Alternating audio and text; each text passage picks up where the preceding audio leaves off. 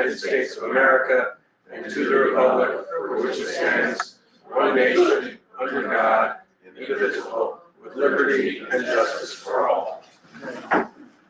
See, there's nothing on TV tonight. We're the hottest show in town.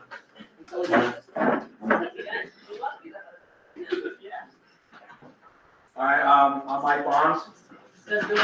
Diana Klein. Greg Simpson will be here shortly.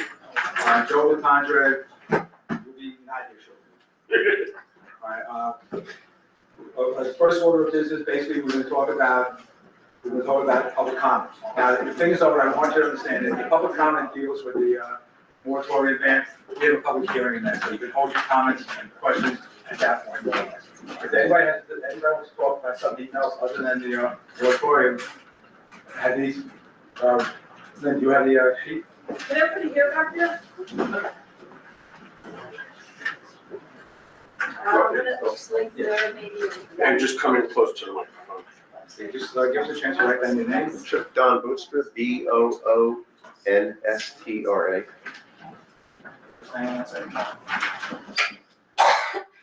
Say that one more time. Don Bootstra, Boonstra.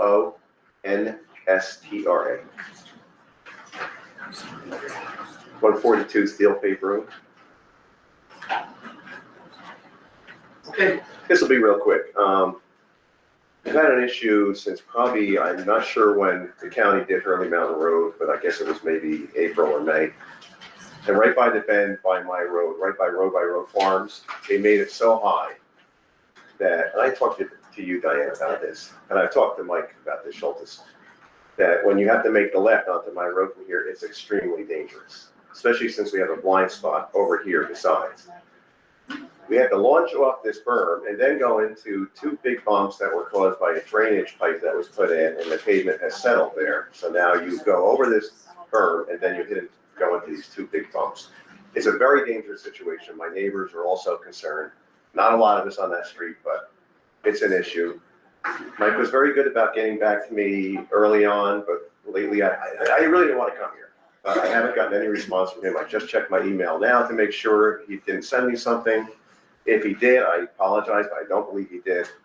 He had told me originally that around Labor Day they would come up with something, and I haven't heard from him.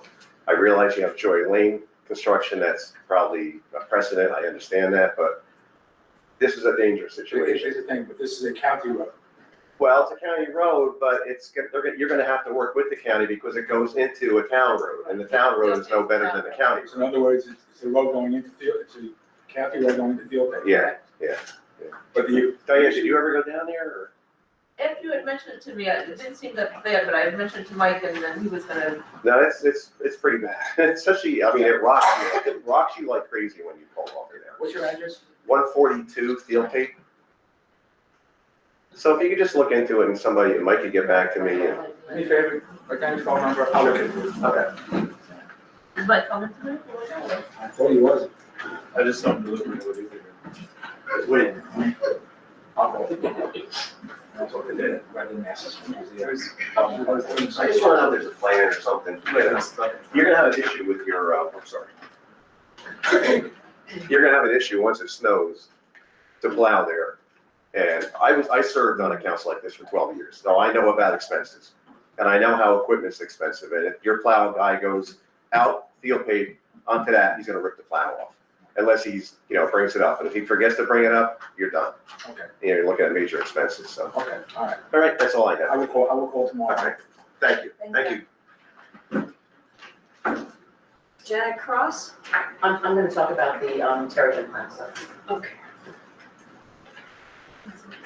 Anybody else wish to speak? Okay, I make a motion to close public comment.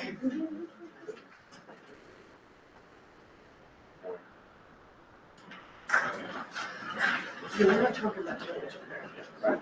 Should I talk now? Yeah. So, Yeah. We're not gonna talk about Terrigen. My name is Janet Cross. I live at 318 North Road in Hurley. My husband and I have lived in Hurley for 23 years. And I'm here to talk about the disastrous Terrigen plant. The largest battery farm in our state is 25 megawatts. This one would be 10 times as large, 250. The entire state has 264 megawatts total, but our small community is supposed to house almost as much as that all by ourselves. Proponents say our stringent fire codes will prevent accidents, but California has even tougher codes because of the wildfire situation there. And that didn't stop at least 3 fires at Terrigen plants there, including one requiring the emergency evacuation of the community. Another massive explosion occurred at an Arizona plant. Lithium battery fires must be left to burn themselves out, and often reignite hours or even days later, belching poisons out the whole time.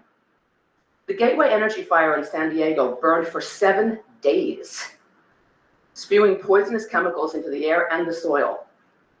In fact, a growing number of fire departments, including the one in Hauppauge, Long Island, have petitioned to keep these plants out of their towns. After a fire, soil and water sampling will be done, but they don't get rid of the contamination. They just tell you that it's there. And unlike poisonous airborne gases, soil poisons don't blow away. They're there in our groundwater for good. Battery plants are supposed to be in remote locations. Schools, on the other hand, need close proximity to lots of potential students. That's why the Coleman School was built where it is. Homes, other schools, and houses of worship are literally within walking distance. It's the textbook definition of not remote. The plant would also blight the landscape with hundreds of huge metal containers sprawled out like a giant poisonous trailer park. When my neighbor told a local official that this would lower our quality of life, she was told some trees would be planted. But they wouldn't be too close to the containers. And why? You guessed it, fire hazard. And what about property values? There are a lot of features that home buyers look for when buying a home, but evacuation zone is not one of them. I can hear the realtors now. This is a lovely house, and if you have to be evacuated due to poisonous gas, you can always come back eventually. Just make sure you boil your water when you do. Both the EPA and FEMA have acknowledged the dangers of these plants.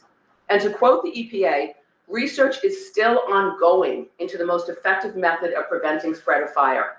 And also quoting the EPA, FEMA and the EPA are still developing standards for safety. So while the EPA and FEMA have yet to figure out how to make these plants safe, Terrigen has it all figured out? I don't think so. Just ask the neighborhoods where their plants have gone up in flames. We have one chance now to avoid the fate of all the places Terrigen has despoiled. We must seize that chance and reject this project. This is not an industrial dumping ground. This is our home. Thank you for your time. Do me a favor,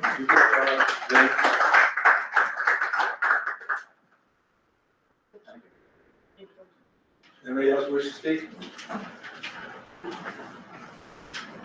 Okay, I make a motion to close public comment number 1. You want to read this? Yeah, this is for me, yes. Read? Oh, yeah, I thought it was about the non-farm. Yeah, it's about the non-farm websites they have. It's more about more some papers that we've done. And also the health and we just look at territory. Anybody wish to speak? You want to speak? I'm sorry, yeah. Okay. All right, I make a motion to close public comment number 1. Second. Discussion, all in favor? Aye. So be it. Okay, supervisor's report. All right, first of all, you all have your financials? They'll be posted online tomorrow. They're kind of too small to read up here. If there's a page you want. Hang on. When do you pass it? When you take, Anybody else? Are the other 2 members coming tonight? Greg will be here, Joe LeCondre.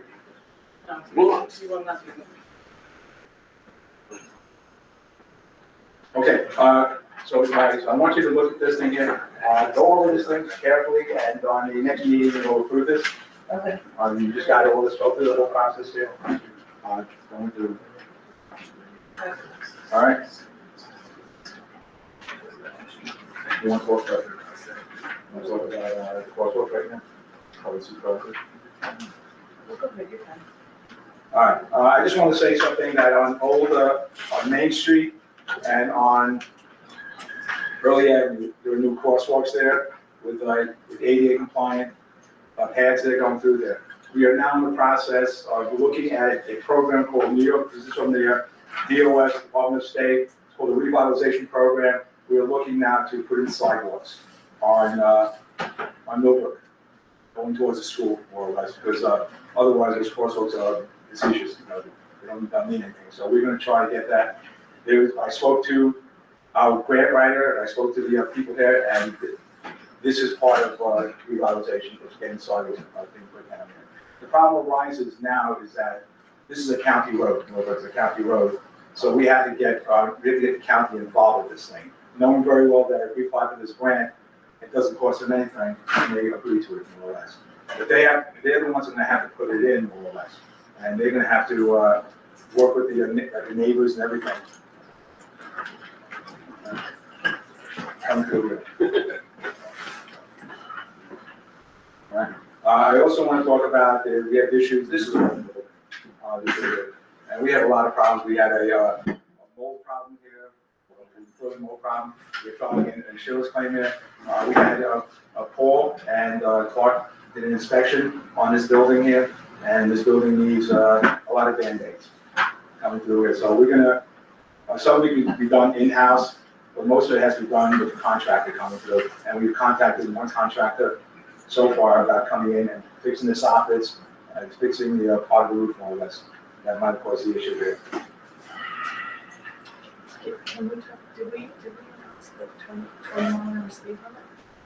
But But yeah, in kind of going back to the crosswalk, so we had in July of 2024, we had put in 3 resolutions. One was for lowering the speed limit on 209, one was to lower the speed limit in all of Hurley, and one was to designate school zones on around the Myers School, Schoolhouse, Millbrook, and Fortner.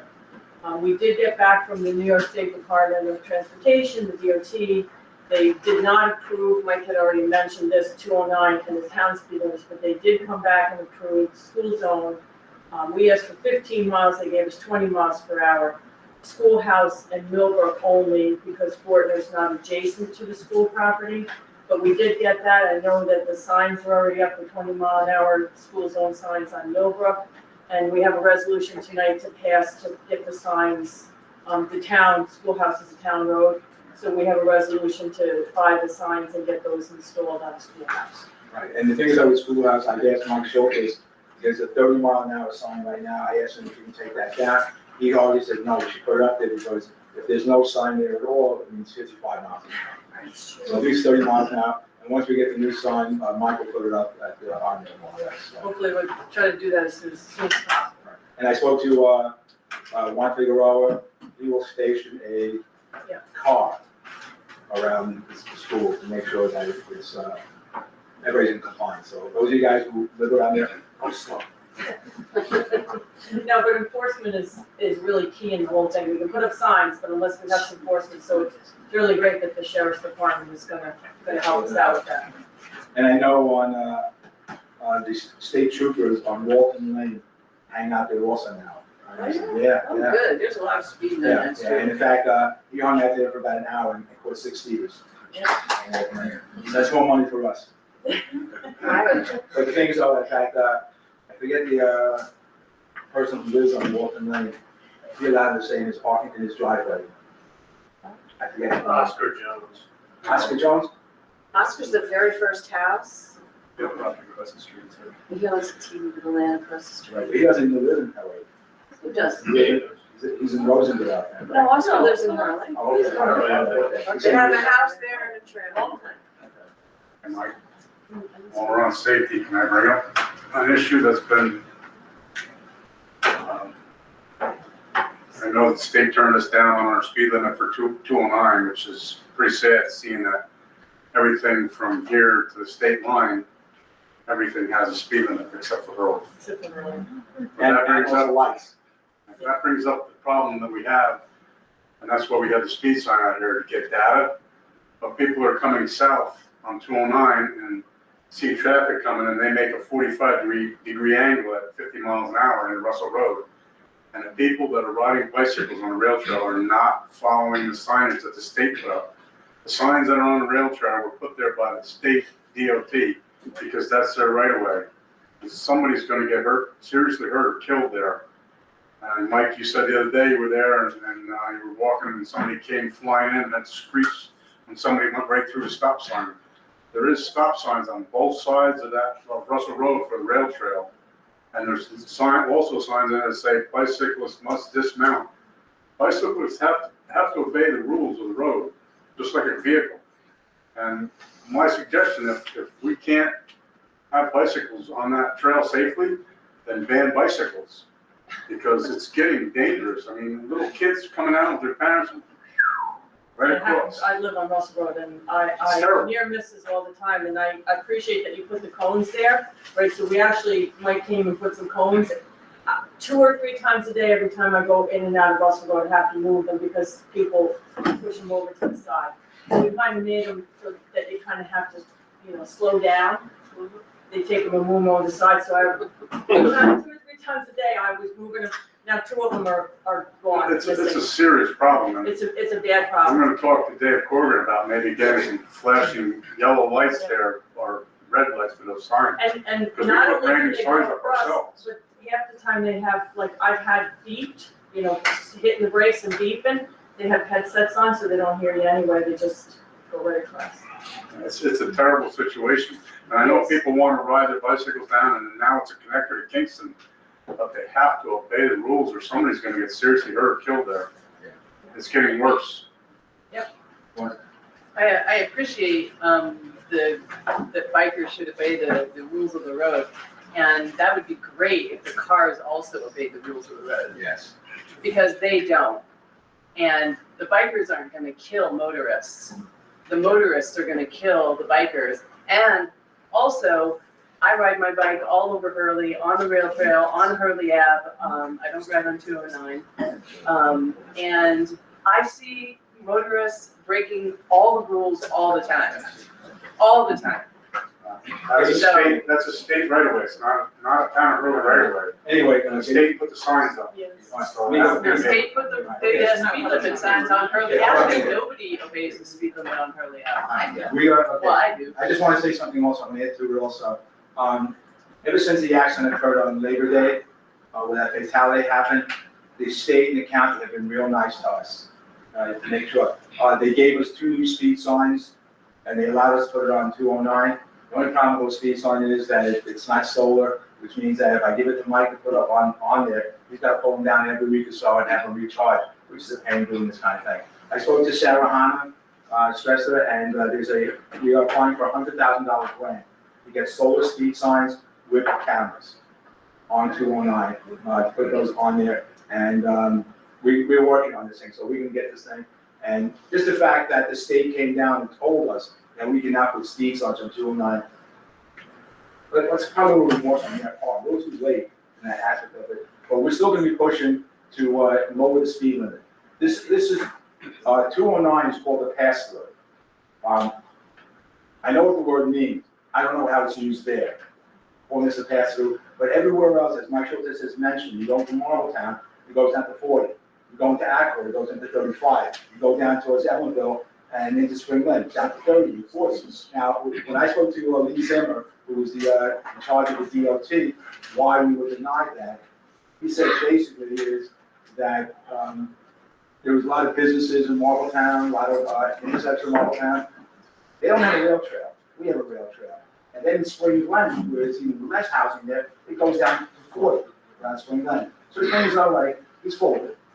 And we are at a point right now, we're gonna keep challenging them and go for this thing here. But we need also people like you, people that are making noise also. All right, towns make noise, doesn't make a difference. When you make noise, it makes a difference. So I'd like you people, if you need, I can give you the phone number, I can give you Lee Zimmer's number, call him. And let him know that there's concerns. because like, he's in his 85 percentile bracket, that 85%, on 209, 85% of the people drive 59 miles an hour, which allows them to go 55 there. That's their comfort zone. I told him, if you lower down to 40, we'll go to 45 miles an hour, or 50 now, as opposed to 60 and so forth. And maybe that accident may not have been avoidable, but the fatality could have been avoided coming through there. And it's just, We had all the statistics in the resolution, that if you lower the speed limit, the percentage that you lower the risk of fatality is tremendous. With every, 5 or 10 miles you lower the speed limit. and the most important thing, also lowering the speed to 40 miles an hour, you get where you're going 1 minute later. And just for clarification, Russell Road doesn't start until the other side of the rail trail parking lot. Oh, it's technically, that's still All state. state right away there, that's why we don't pave it, we don't maintain it, the state maintains that. We did pay it, you paid a pothole did that day. Well, they're gonna have everybody beating their cars up going through them. But that's, technically, that is all New York State DOT right away. Just want to let you know, this is a work in progress. Yeah. We're still We're not- gonna go at it and so forth, but I need your help. Well, I hope Hurley Ave is also on that, because people drive 60 on Hurley Ave. Let's hold this on the public comment. All right. Yeah, I am, I'm doing it right now. Okay, I guess that's all I have here. Town clerk? So aside from the monthly revenues, which were 36,643, most of which came from the transfer station last month, the amount, and this is for August, amount of about 23,000 and 14,000 from the building department. We've been reviewing the expenses that we're paying for credit cards at the transfer station. Does everybody pass these down? Yeah, I have. And also, I'd like to tell you that we took our first credit card for a building permit today in our office. So we are accepting credit cards in our office. They do have a minimum charge of $3 and a user fee of 2.65%. So we think that they're really good for people spending more than $75. It's a great deal. Down at the transfer station, we pay fees. So the fees have gone up 10 basis points from last year to this year, and expected to go a little bit higher in the future. So the proposal is to have the users pay for those fees. The town's been paying $8,000 a year, which could go back into the budget instead of subsidizing transfer station users, if you will. So we've contacted National Bank Card, which will have a flat 4% fee rather than a minimum fee. So there's no $3 on everything. But we would like to, it will still have a minimum charge of $10. And we will not have to pay for the equipment directly. There's a $20 fee to the town. So the users will pay the 4% when they use a credit card there. The equipment, as I say, is free, and we pay $20 a month to the company for the service. You're also using the credit card for taxes also, same credit card? The same kind of company that we use to pay online taxes is what we're using here in the office. Okay, yep. Just tell me, so you said the fees increased by 10 basis points, what is that? That's a percentage points. What So is we that? went from 1%, 5%, 10, 0.1%? yes, 0.1. Thank you. So it went from, in 2024 is 393, and in 25 it's 4.03, So it's a 0.1% increase, 0.1%. Yes. 0.1%. Right, it keeps going up, but it's over 4% now that we're paying directly. I mean, you're paying $20, but we're getting $20 minus 4%. Have you investigated a different bank with Yes. lower fees? This was the cheapest that we could find and we could use for people. Everybody had minimums of $3 or We have one $3.50. in New York that we're paying 2%. Okay, well, happy to look at it. Okay. Municipay, most of them are, like we found higher fees, $3.50. or they have a minimum fee for using the card. And certainly if you're paying $10, you don't want to pay $3 extra, but another 40 cents won't kill it. Transfer station. Okay, good. I'll get you that information. So, we'd like to get a decision on doing this in the very near future, so we can have it in place for the end of the year. These interest rates are hard at hand, or are you punching this in? This is a charge, if you divide, Yes, there's different percentages of charges based on if you use a credit card personally, or if you're. all the different, Number. yeah, all the different cards and different fees, right? Well, But there's this is- that, American Express, I got all that stuff. Right. Physically, if you take the credit card and you swipe it, it's cheaper than if you are putting the numbers in and Yeah, or makes keeping a database where you continuously using the same. Yeah, no, that's true. So that makes no difference if you just pay on our end. They don't care whether we type it in or we swipe it in, it's the same. No, I'll get you some other information with the company. Okay. Anything else, Jeff? Well, I gave John an analysis of the permits for the last year, so I don't think we need to. That's the last page. Okay, Just John? FYI, there was over 2,100 stamp transfer station permits were issued this year. And they're about equally divided between residents and non-residents. And how is that compared to other years? I don't know.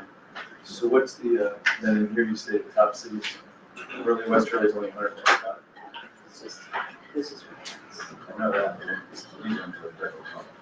Percentage wise, it might be closer. So we might not be. Okay, all right. I appreciate it. Yeah, that's it for the clerk's report this month. Okay, John, recreation? Did you want to vote on the report? Oh, I'm sorry. Oh. Yes, I make a motion to accept the clerk's report. Do I have a second? Second. Discussion? All in favor? Aye. Aye. So be it. John? I'm sorry, we said rec, right? Correct. All right, so currently, up at the town park, we put in a fountain, water bottle filler, it's a combination of UV filtration. The electric is 90% ran, we're waiting for Central Hudson to come and connect it from the pole to the actual The meter box at the town park. The trenching, again, Michael Schultes in the highway, thank you, can't hear me, but anyway. So they ran electric and the water all the way from the well, all the way out to the outfield, which was a God blessing because it would have cost the town a lot of money to have someone come in that week. So, thank you again, Mike. So one of the things that I would like to ask in reference to the park is, I know we have a meeting with Delaware tomorrow. I would request that we get pro bono, they do a master plan for the town park as part of what they're doing for the highway. That way I can go out for more grants. I have a list of things that I'd love to have done, and I can go after it if I have the abilities to offset the grants. Just let you know that when I spoke to John Bruss in the beginning, he's gonna put in a pickleball court. I want more. And I want a master plan so that I can go after everything as best I can. Swimming pool?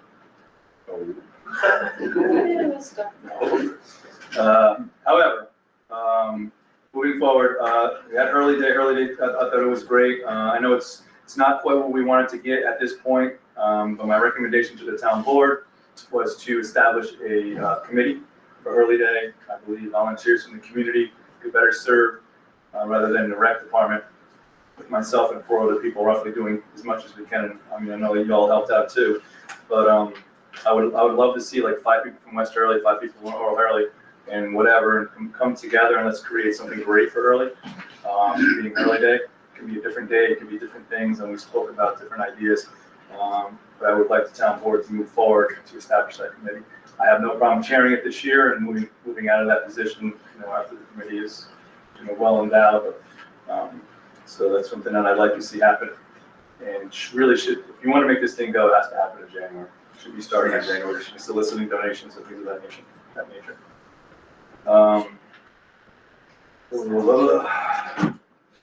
The last bus trip will be in October for our seniors. They're gonna go to the Hunterdon Hills Playhouse, which is a dinner theater. So that'll be their last for the season.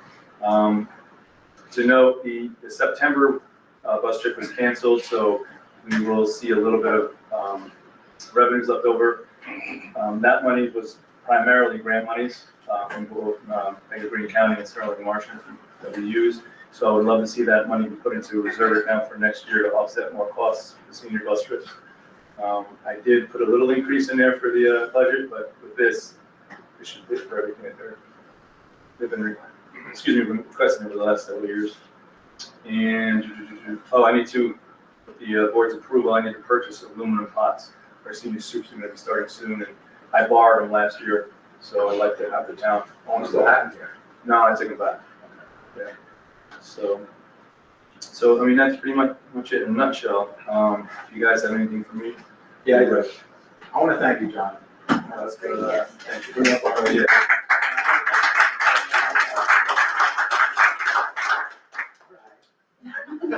I want to thank Andrew Sell, Patrick Sell, Julia Shapiro. That's it, right? Andrew Constant.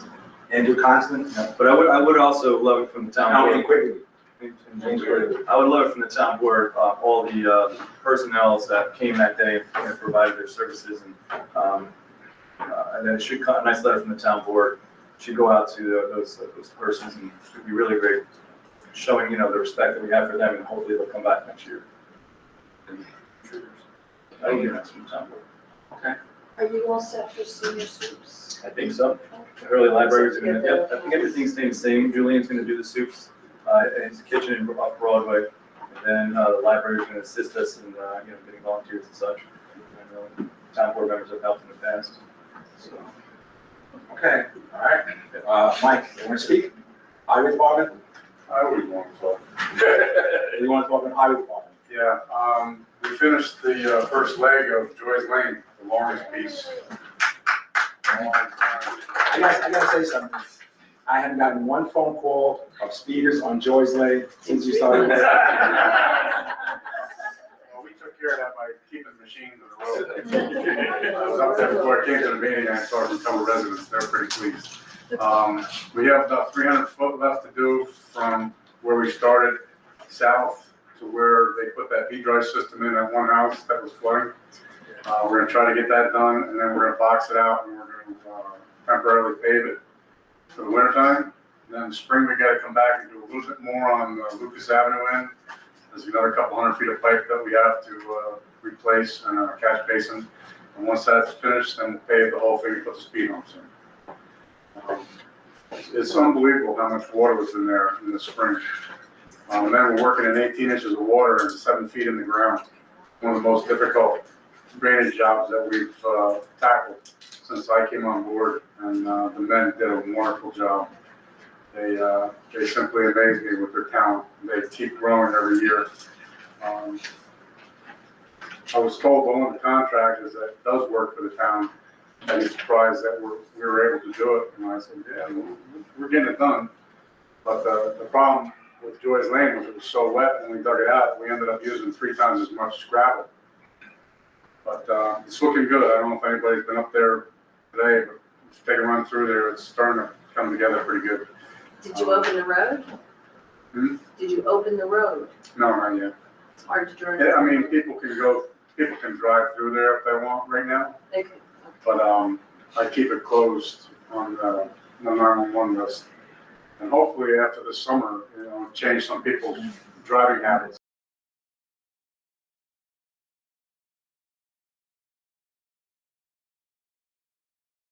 They're cooled through water, and so the one that's proposed in the town of Ulster is gonna pull from Rolling Meadows. If you know, in 20, and please don't quote me on these dates, because I didn't check them before I came, but I believe in 2016, 2021, and 2024, there was a ban on watering our lawns, washing our cars because of the drought, and we're almost in another drought condition like that as well. We have to keep in mind that these must be kept cool, so the preference has to go, if these are built, to these facilities, because they have to maintain a certain level of water to keep these battery cells cool.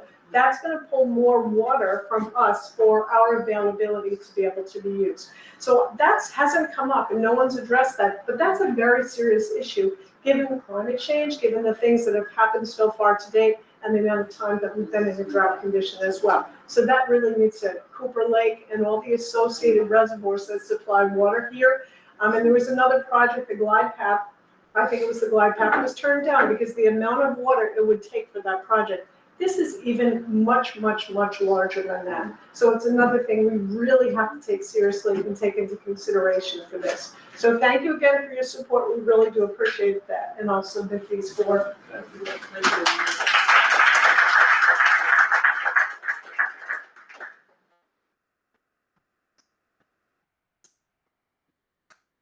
So the 21 we got? 21 on there plus the ones you have, yeah. And if anybody else wants to sign. Yeah, I was gonna ask, that's what my question, do you want us to send them our own so that Sure. we could sign? Yeah, I had one up there. Do you have more? Please make sure you print the first anything. There's, I have extra copies. Yeah. Do you have a pen?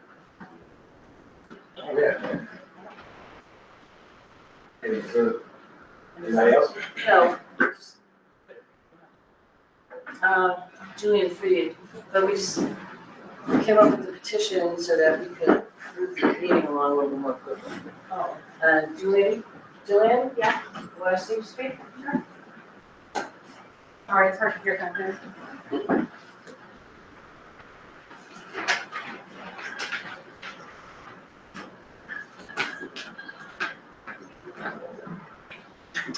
Hi, everyone. Jillian Freed. Let's bend it It's been a long day. There we go. Okay.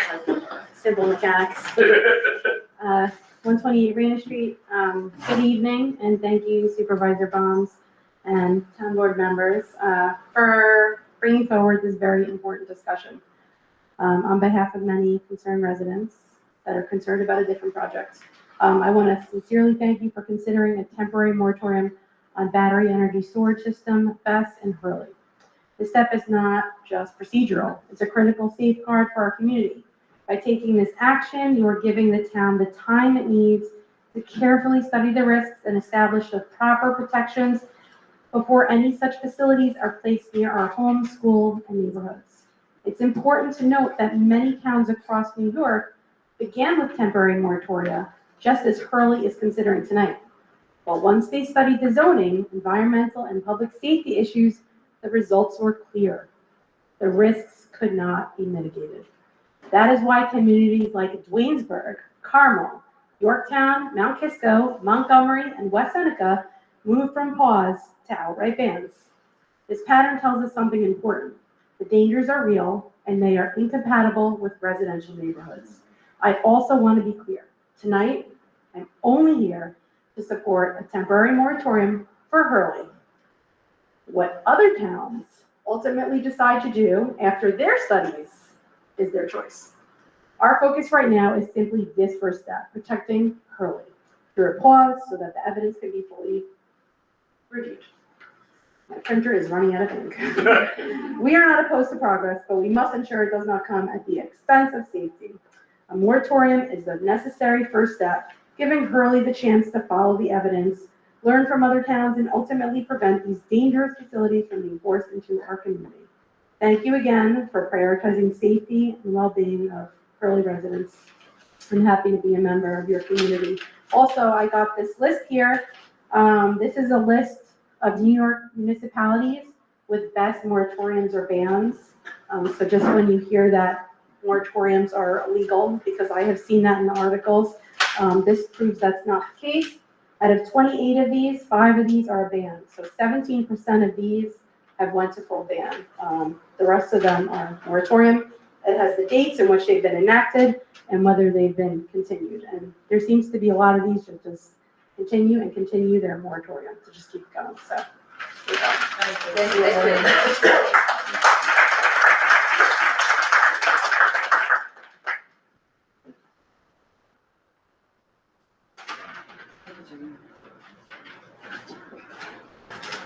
Anyone else on this? There's no one else on the list. Okay, anybody here? Anybody would like to speak? Yeah.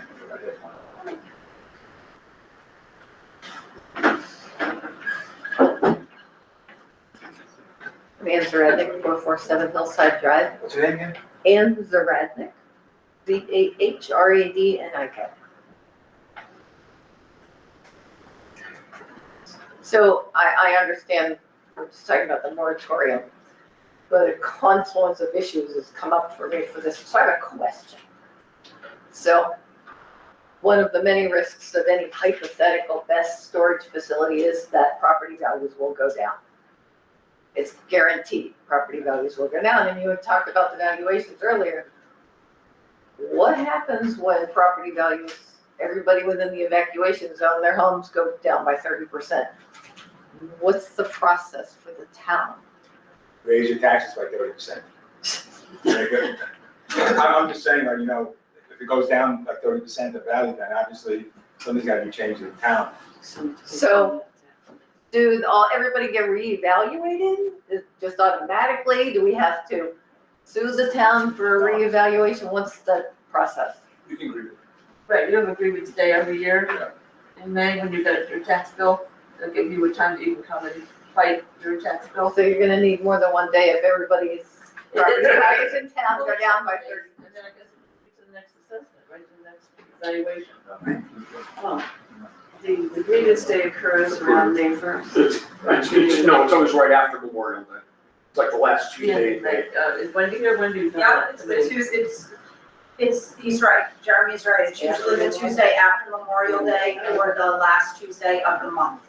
And right now, it is only one day because we don't see the reason to extend it, but if we had to, we would. It's a committee of 5 people. You have to bring significant reasons on why you feel you need to grieve your taxes. And we listen to you, and then we make a suggestion to the town assessor, and she moves forward from there. But as of now, it is only one day a year and only a couple hours. But obviously, if something significant happened in the town that changed that, then we would have to reevaluate our current process. Okay, thanks, that was my question.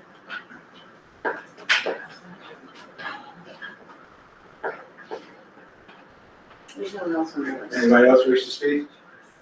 And we finish signing the petition, we'll collect them. And put down the names and Anybody names here of on the the board town. wish to speak? My only comment is that I want to learn a lot more about this water, the requirements for the water, because that's a huge issue. You know, that there was a problem, there's not only problems with just the cooling of the facility, but the heating of our rivers. So, because that water has to be cycled and cycled out. So when it's cycled out, it cycles back into the rivers, and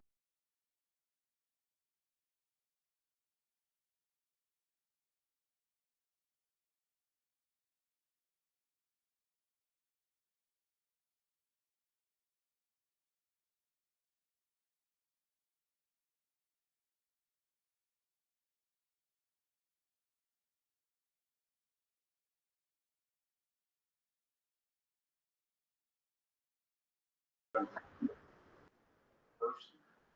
So I'm pretty pleased with that.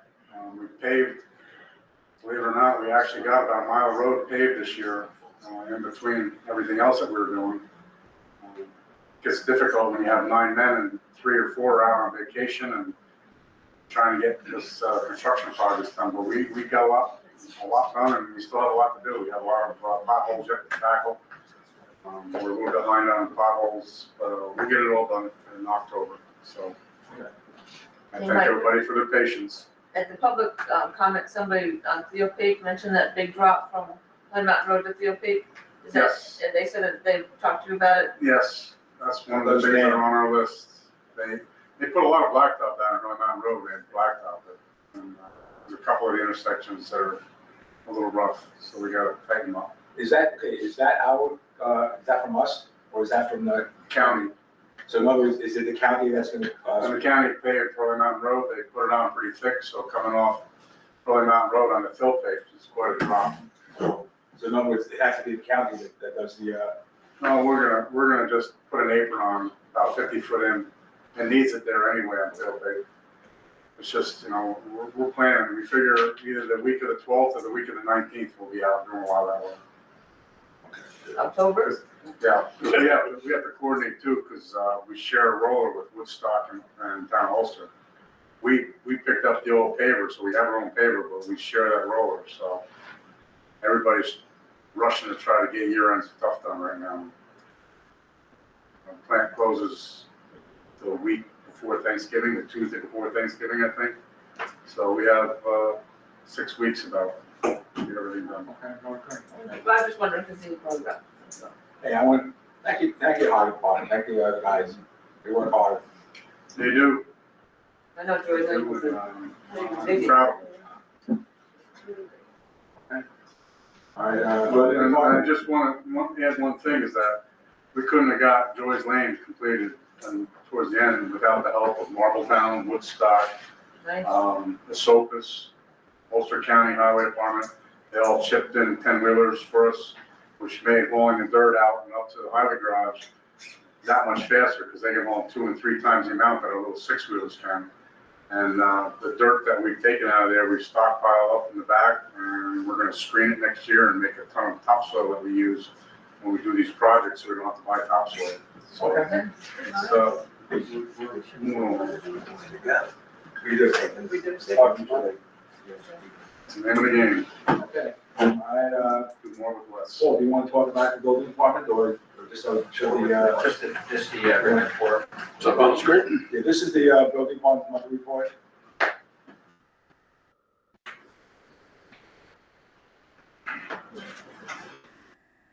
So $15,000 revenue, $140,000. What was the revenue, at the end of the year last year? 180? 188. 188. So we're actually we're $48,000 down with 4 more months. September was very good, we did just under 20,000. Oh, it's a mistake on your report. This should be a revenue for September August. or August. No, I submitted it as August. No, you submitted as July. On here it says July. Oh, then that is typographical. Well, what month is it? August? That is the August report, yeah. The heading of September, was not my correction, where it says July, that was, if it says July, that was an error.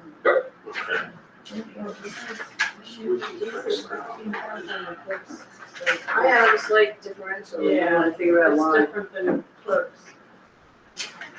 It's not a lot, but it's still. $1,000. Yeah. You guys work that out? We'll talk to Kim and Stephanie and see if we can figure out why it's off. We might have another day, one way or the other. Okay. All right. Next up is the assessor's report. That's right here. That's it. That and that should be in your packets. Oh, no, that's it. There, assessor. I'm sorry, it's right there. I gotta just say something about the assessor's report and so forth. I've been told about people complaining about their taxes because of the reval that has happened here. I want you to be aware of something, that when the reval started 2 years ago, we were at 60% of assessment.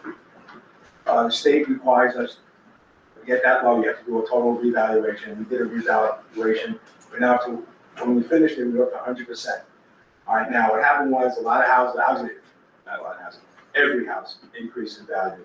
Only because people are buying houses left and right and the prices are going up. So everything was reassessed that way.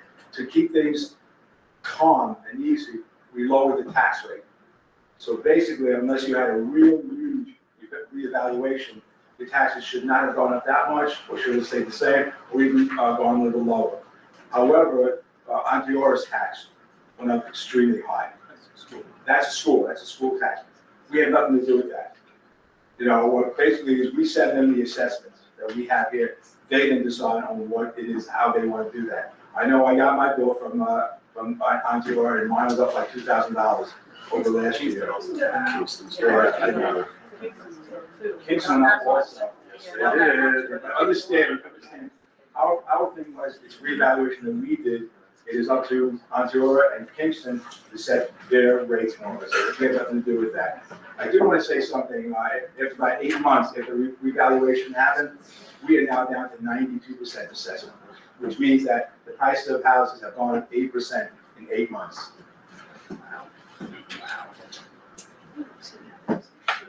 And also, Town of Olive is going through reevaluation, so is Woodstock, and so is Shandaken. I know people are comparing us to them, they're going through reevaluation also, for the same thing. Once they do it, it'll offset. It offsets everything. Especially the school taxes. Right. The school taxes is totally different. The equalization rates, It should. difference. It should. Like, so all of Kingston had, was, I thought they equalized the entire county, but it certainly showed up in Kingston. And also, and also. So one of the things that I talked to Bernie about was establishing a 5 and 10 year plan for reval.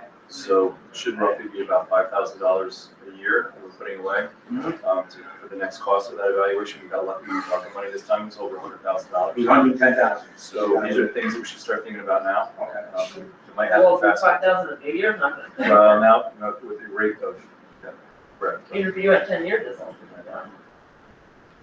Well, hopefully we wouldn't have to do revals. So I mean, we can do trends. We can use the state's, the state has other, When's the last time you read that? Long time.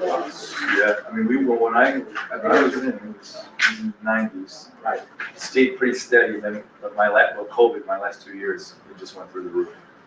So everybody would find everything, 400,000. The report from March Valley, the comptroller in Ulster County, she's saying that the prices of houses are now stabilizing and some are dropping.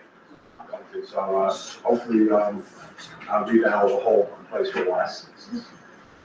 Okay, next thing is a presentation, Ulster County Cornell Water Extension on the heat emergency plan. We have it for you. I'm just gonna say a few words of introduction. Good evening, everyone. My name is Kristen Shara, and I am the Climate Smart Task Force Coordinator for the town of Hurley.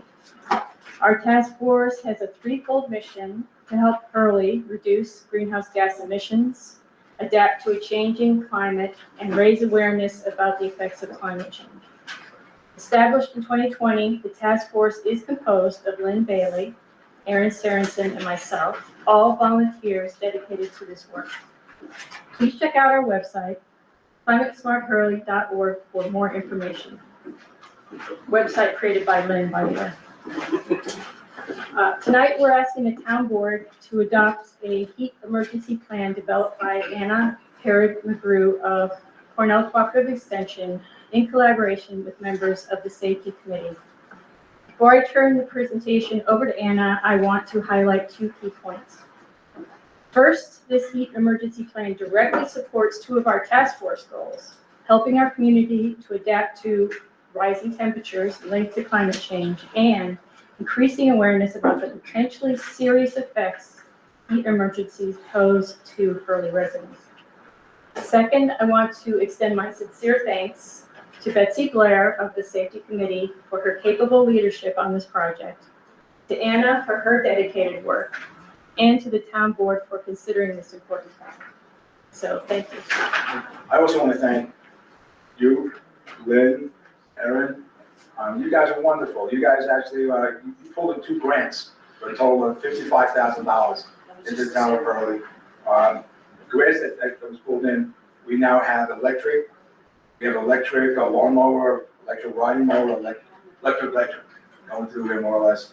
It's a $25,000, I'm sorry, it's a $30,000 grant that we used, and then you have a $25,000 grant left over, and that's going to be for mini splits at the new Hurley Heritage Community Center. Once that is done, coming through. Thank you so much. Thank you. Thank you.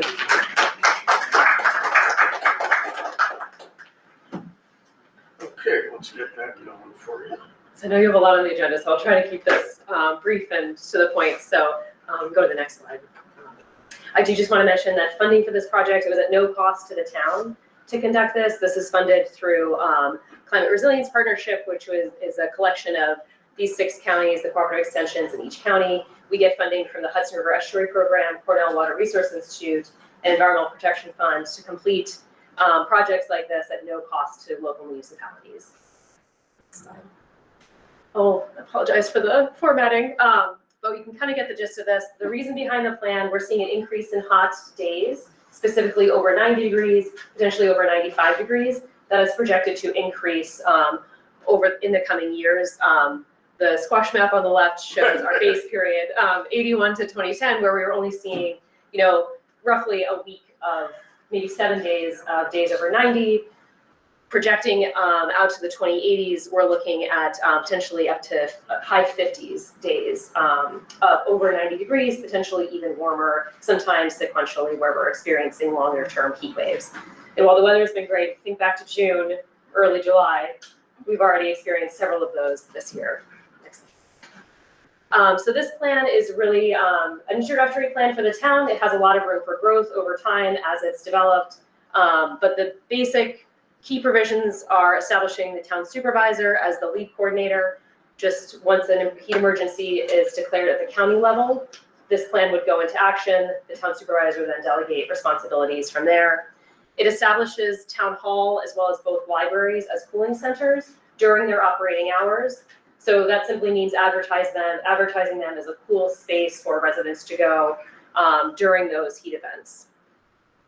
It also initiates the creation, it doesn't specifically lay out the design of, but a vulnerable, and that in the town of Hurley, the biggest concern we're looking at those vulnerable to heat are an older population, a little over 20% is over 65. And then beyond that, who lives without air conditioning, who lives with limited infrastructure for cooling. Sorry. Oh, that's fine. I can just No, go ahead. And so it establishes the a vulnerable populations sign up registry where people can opt into that if they would like. That'll be developed over time. And then it just lays out, there's quite a bit of information that can be provided to residents during a heat wave, such as social media posts, information, things that can go out in newsletters, just to raise awareness on how to best manage heat. Next slide. Sure. So again, the plan is just laid out in kind of 3 main parts here. We've got our introduction, an overview of the town, a definition of what is extreme heat and its impacts and how it's defined at the state and county level. And then there's the action part of the plan. Once it's initiated, and again, once the county declares a heat emergency or the state, that would activate our during an extreme heat event, which is part 2, where advertising would go out to town residents, that vulnerable population sign up would be contacted, and the town would take steps to advertise those cooling centers that have been established. Part 1 of that plan during the heat season is just doing the best to keep residents up to date on how to handle heat should it come during the months of May to October is usually what we consider the heat season. Next slide. And I do just want to mention, I know Kristen just spoke to the climate smart communities. Most of the projects that we do at Extension in my area are designed to work in conjunction with the Climate Smart Communities program, which is a statewide program that offers assistance to communities to complete actions toward climate resilience. And that's kind of like a big umbrella term, but really it's just ensuring we're safe, as the climate changes, as we see more impacts from volatile weather, the town is ready and prepared to handle those. For each action you complete, you get points. If you get a certain number of points, as Hurley knows, you get bronze and then silver level. So this does qualify for a decent number of points. The heat emergency plan itself is 6 points. And then there's a separate action, cooling centers. That's a range, about 1 to 6 points. You get 3 automatically for establishing cooling centers. And then Hurley can definitely get at least 2 more, 1 for advertising those cooling centers, and then another for tracking utilization. And that's kind of a vague term, so really it just means if there is a cooling center advertised, have a librarian just check off the number of people that visited that day, the number of extra people that might have visited town hall. You might not even need information. It depends on the level of tracking that you would like to do. So you can get at least 4 points there. And then there's additional points if there are any upgrades made to the buildings in the time that they're established as cooling centers. And I think that's it. It's a quick overview. Any questions? And I do have copies if you would like copies of the full grant. I just have a question. So if we're, town and the libraries are the cooling centers, and they should probably get a generator so that they can keep the air conditioning, is there funding available for you guys for that? So I would have to look at like what funding is specifically available, but speaking to the Climate Smart Task Force, anytime a community shows that they're invested in building climate resilience and completing these actions and achieving bronze level as Hurley did, it puts them higher on the list for grant funding, and it does open up the towns to higher levels of funding. You think about the generators for a library, think of us too here. Yeah. And that would count for another point if you did get a Well, we generator. talked about that at the library, having a generator so that we can do that kind of thing, so that's what I was asking. And yeah, we can certainly look for grants available, but it would also strengthen the grant itself if you write in that it's an established cooling center that can enhance its appeal in providing that grant. Okay. Thank you. Do you want a few copies, hard copies? Yes. And also, we have a copy of this on the website. Yes, that'll be up tomorrow morning. So I think you just got 3 copies, but I can. You can take those, because I have one.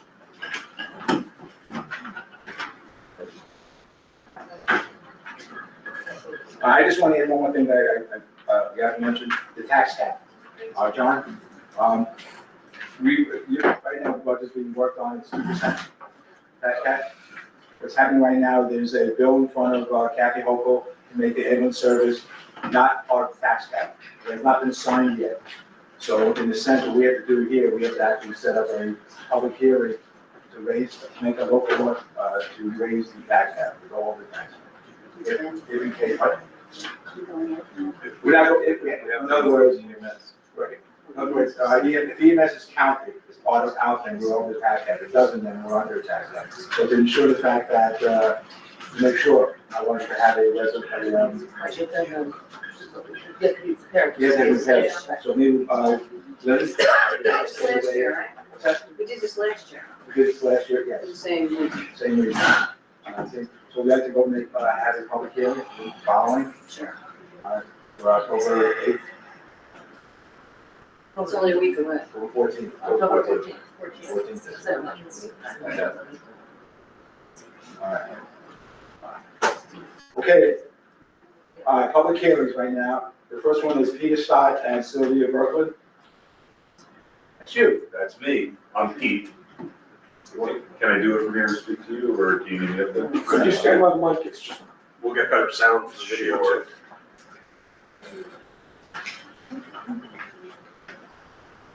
So Sylvia couldn't be here tonight, so I'm representing her as well. We're building a house up on Field Pit, and we did a visual assessment with the planning board last year. We had put, I think it was $500 deposit into the escrow account, and there's an overage of $850 or $860 now that we're asking the town to help get forgiven. That's what I'm here for. The planning board denied our request for the color of the house. We requested white. That decision was then overturned by the zoning board of appeals. So we feel like they should not have denied us to have the White House to begin with. The planning board also disputed the lighting that we were proposing. And then the following month, they approved it. And just everything seems like the reason for the overage in the escrow is because it got dragged out by the planning board for the visual assessment. And the additional, it was mostly attorney's fees and consultation fees. And we feel like most of those, if not all of them, would not have been incurred if it had just been approved the first time, as really it turned out that it should have been. So that's where we're asking the town for help on getting that additional escrow forgiven. It says here that you owe $865. That's Very good. Okay. All right, now you have received monthly statements from the planning board secretary. So in other words, what can't be claimed here is not just monthly statements. To come in and get excessive fees. Excessive fees, yes. All right. I understand talking to the planning board that there were times where they made a decision and you disagreed with that and you asked for a reevaluation? No, we asked them to approve the house at the first meeting during the visual assessment initially, and they insisted to schedule a second meeting. They denied the color of the house, but they did approve the lighting that they originally had said no to. They approved that themselves, and then the zoning board of appeals overturned the color of the house decision. So we can do it white. I just wanna say, this house is like not on the road, like nobody's gonna even see this house. Right, which is Back why in the day, zoning like, I've board known planning board for a long time. overturned it. A visual assessment, when you weren't gonna see anything, it would not have dragged out for meetings and meetings and ZBA. Exactly. It's ridiculous. Yeah. Not like this was gonna be where anybody could even see it. He's so far out. I went to your house, I drove up to your house there. Yes, yes. And I couldn't even find it. Exactly, you know, and it's, so there's, in You the think, past, you think the fact that, in the past, there would have been no reason to go beyond that first meeting. Right. The people that are on that board are familiar with these homes are like a mile from here, like it's not, like it's 15 miles, that Right. people are aware, of, you know, of their surroundings. Somebody would have been like, oh no, I didn't know that, listen. I just like to have you guys all review the planning board's file on this to see what actually, you know, I'm happy with what the actual professional fees that were incurred were. It was sent to me in about 20 entries, and I have to get permission for every single one of them. I don't have time for that. I just want the file. Yeah, like that. I know you opened up the meeting, the public hearing That's for fine. secondary. there you go, This is the file. that's the I'll file. second. Okay, good. You know, I'll say, All in favor of opening public hearing? Oh, yeah, I. Oh, we can do that, Julie? Yeah. Okay. Public hearing, just keep it close. Should I repeat everything? Oh, this is open public hearing on this. Nah, it's I second it. I seconded it already. All approved? Yes. All right, Yeah, so we can look at, look at this and then vote on the next one.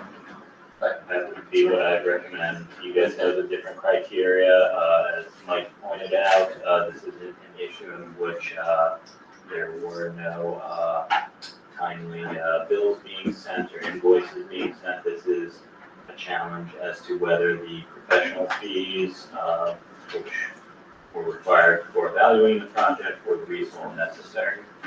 So I guess the first thing you would need to do is identify where in there were these professional fees, what dates they were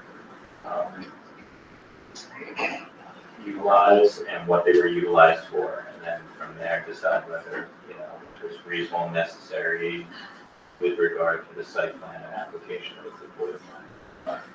I need to see the whole file to use the cat and give it to it. All right, so, August, October October 14th. October 14th. October 14th. I'd love to be back in August. I would like to, Unless you want to see if anyone else is here. that's right, anybody wish to speak on this? I would concur, this house is like down in off a road that nobody goes on. And can I ask, what's wrong with the color white? It's nice color. It's not like he's painting it purple with It's yellow. part Well, of, no, the thing it's part of is, the visual assessment. they want muted colors for part of the visual assessment, and I guess, the definition of what muted color means. But again, nobody's gonna see it. This is just so that it wouldn't stand out. The visual assessment is so that it doesn't stand out to the neighborhood. This is not gonna stand out in the neighborhood. No. Just looking at If it it. was purple, it would stand out in the neighborhood. If you consider. All right, so I make a motion, anybody else want to make a comment? You wanna close it or just close it, or just? We can close it now and make a decision later on. What about the other things that are on this? We're just closing, this is just this one. This is Scott and Bergman. Scott and Bergman? Three items on. Yes. This is This is just- the Yeah, first that's one. just the first one. Closing the first. That's Okay, the that's the first first one. one. Okay, any other comments here on the board? I No, I make, need to look at the file. okay. Yeah. You want to keep the public hearing open, or you want to close it and make No, a decision? we can, well, ask Matt if we should keep it open if we wanna talk about it again next month. You guys can discuss amongst yourselves, but no one else would be able to. We can close it then, nobody's gonna speak on that, that's, yeah. Let's, I make a motion to close public hearing, this On one. this particular On topic. this topic, I'll second. All in favor? Aye. Okay, so, on the 8th, 14th of 14th October, of October. we'll have a decision. It's going to be at West Philly Firehouse. Okay. Thank you. Thank you for doing that, I appreciate it. Didn't you change that? Oh, yes, you were supposed to be here, we can't do Oh, yes, 14th. that's right, the 14th. It's gonna be here. It'll be here, no, no, 14th here. No. That's November. I was told October too. Is that No, I October? think it's October. I was told October. That was checked. Yeah, yes, just check back. So, Mike, I just want to say, since we're on the planning board and with situations, so coming multiple times a week to the town hall, and I do sit with Maggie quite often. And we're rectifying a lot of the problems that are going on with escrow, but there's still no protocols. There's still no guidelines for Maggie to establish what the planning board wants her to do. I know Deb has now stepped in and she's assisting, but as of April, Maggie's been requesting this guidance. Something needs to be done, and I would hope the town board moves forward and assists her in doing so. Okay. Thank you all very much.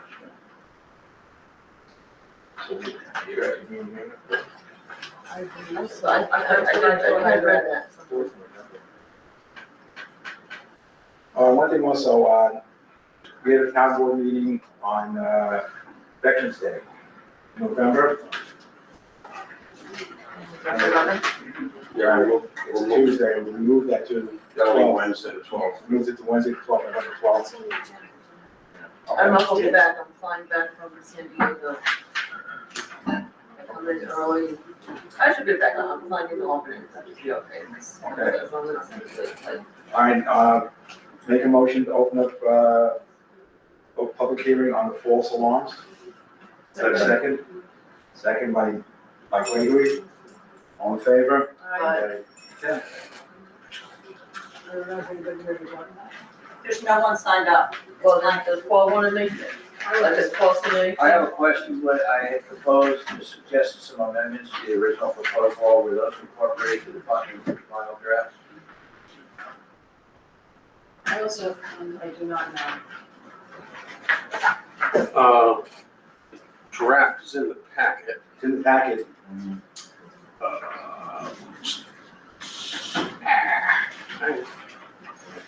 Matt, did you review this?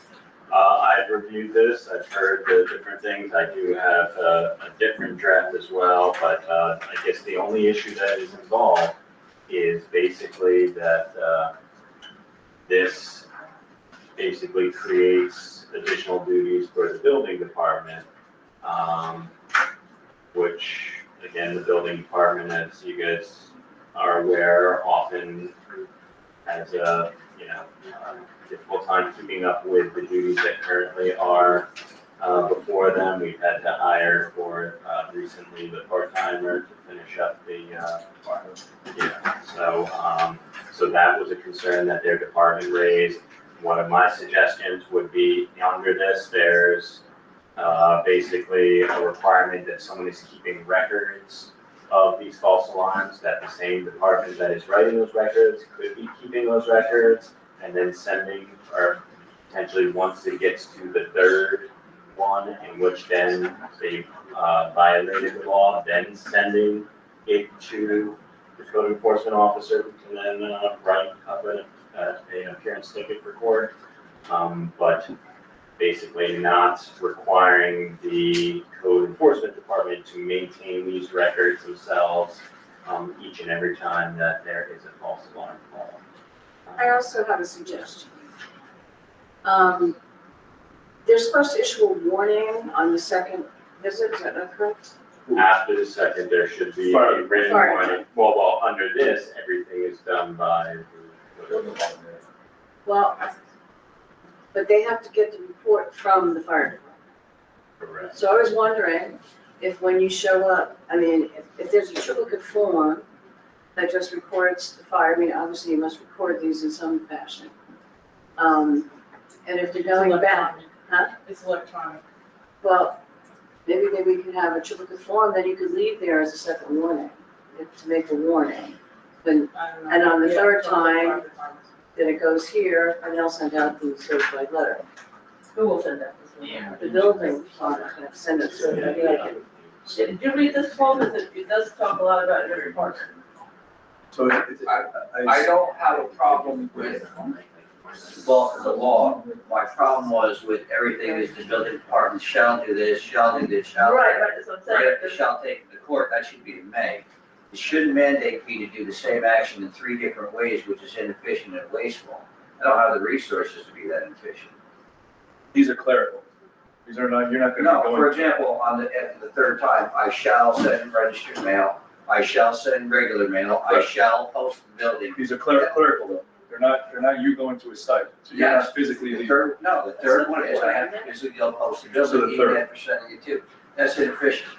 And I shall take the person to court. There are other ways of achieving compliance and taking it to court, which I have found in 27 years has been largely unsuccessful. Okay. So I'm really requesting that that be a may. Well, it does say or, it doesn't say that you have to, it does say that it's, Well, the word of the last draft I read was shall, which is a mandate. no, this one says or. This one down sees it, it shall be the duty of the town code enforcement. Right, but we'd see that that's what I it's don't talking even about. see. Where- Diana, listen, if you're comfortable with the language, I'm not gonna argue the point. Okay, well, if you said you want to change it, I didn't know if these are the changes that you were. No, listen, if you're comfortable, I'm not gonna argue the local legislature, it's It your does fault. say or, so he doesn't have to. But it's just, they shall maintain. Or by posting, the violation notice in the official place. So it doesn't have to do it at the. From the premises, that's what it from the person. Personally, So, well, correct me if I'm wrong, does our fire departments not have the ability to do any fire inspection based on property at that moment in time?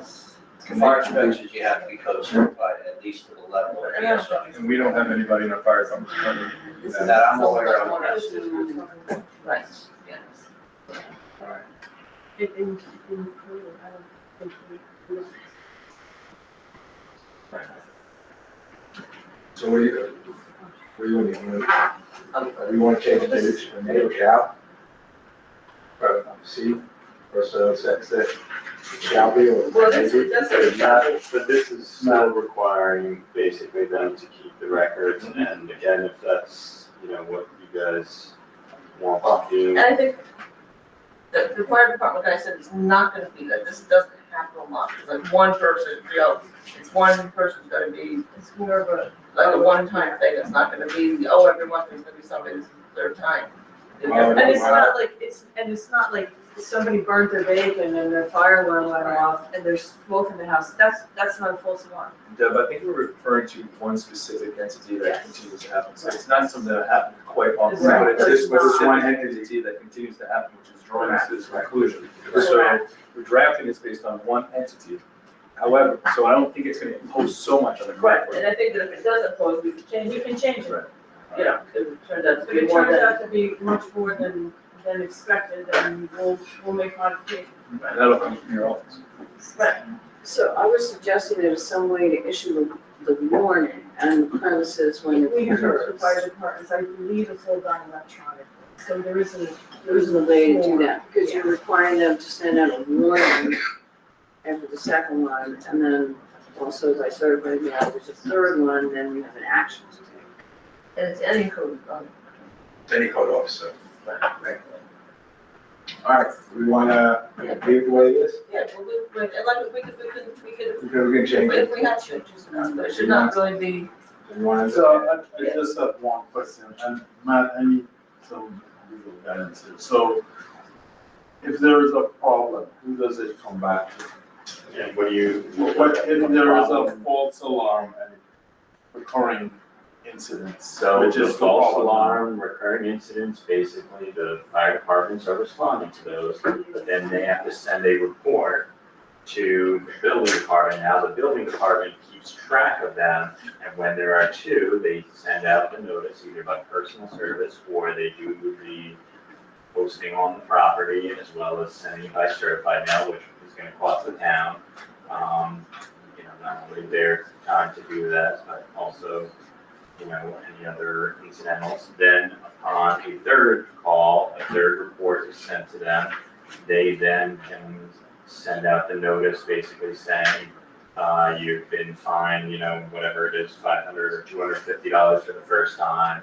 You need to pay within 30 days, and then if they don't pay within 30 days, then they file the appearance ticket and the charges with the court. So if a party decides to sue, they sue the town. Is that how it works? What you mean if they're, If somebody disputes and refuses to comply with. well, then they would, yeah, it would be an Article 78 against the town. Against the town. They were basically, Alright. but the thing is, this initially, if they refuse to pay, then that's when the court proceeding is brought, and it's basically, But it just comes to the town, and that's all I need. I have one other question. It says they're gonna issue a certified mail notice to the alarm user in writing after the second. yes. And then they're also going to have to serve something personally? It's either by certified mail and posted, or personally. So if So they have to I hand post something it- to you, it's personal service, otherwise it's what's called mail and mail, which is certified and So posted. they have to do a certified on- mail and another action. Well, you're talking about for the initial The initial warning, and warning. number C, So that's after, in 85-4C, it says okay, that and this action mail only has regular first class, not certified mail for that. maybe I have the wrong copy. To the back of. It says, to issue certified mail notice to alarm user Which subsection? in writing after the second documented false alarm. Then what's the question that you're using? Do they have to do both certified mail and put something on the door or something in person? So like the, that's the way it's written, because that was the intent. I think, yes. You want to know your back?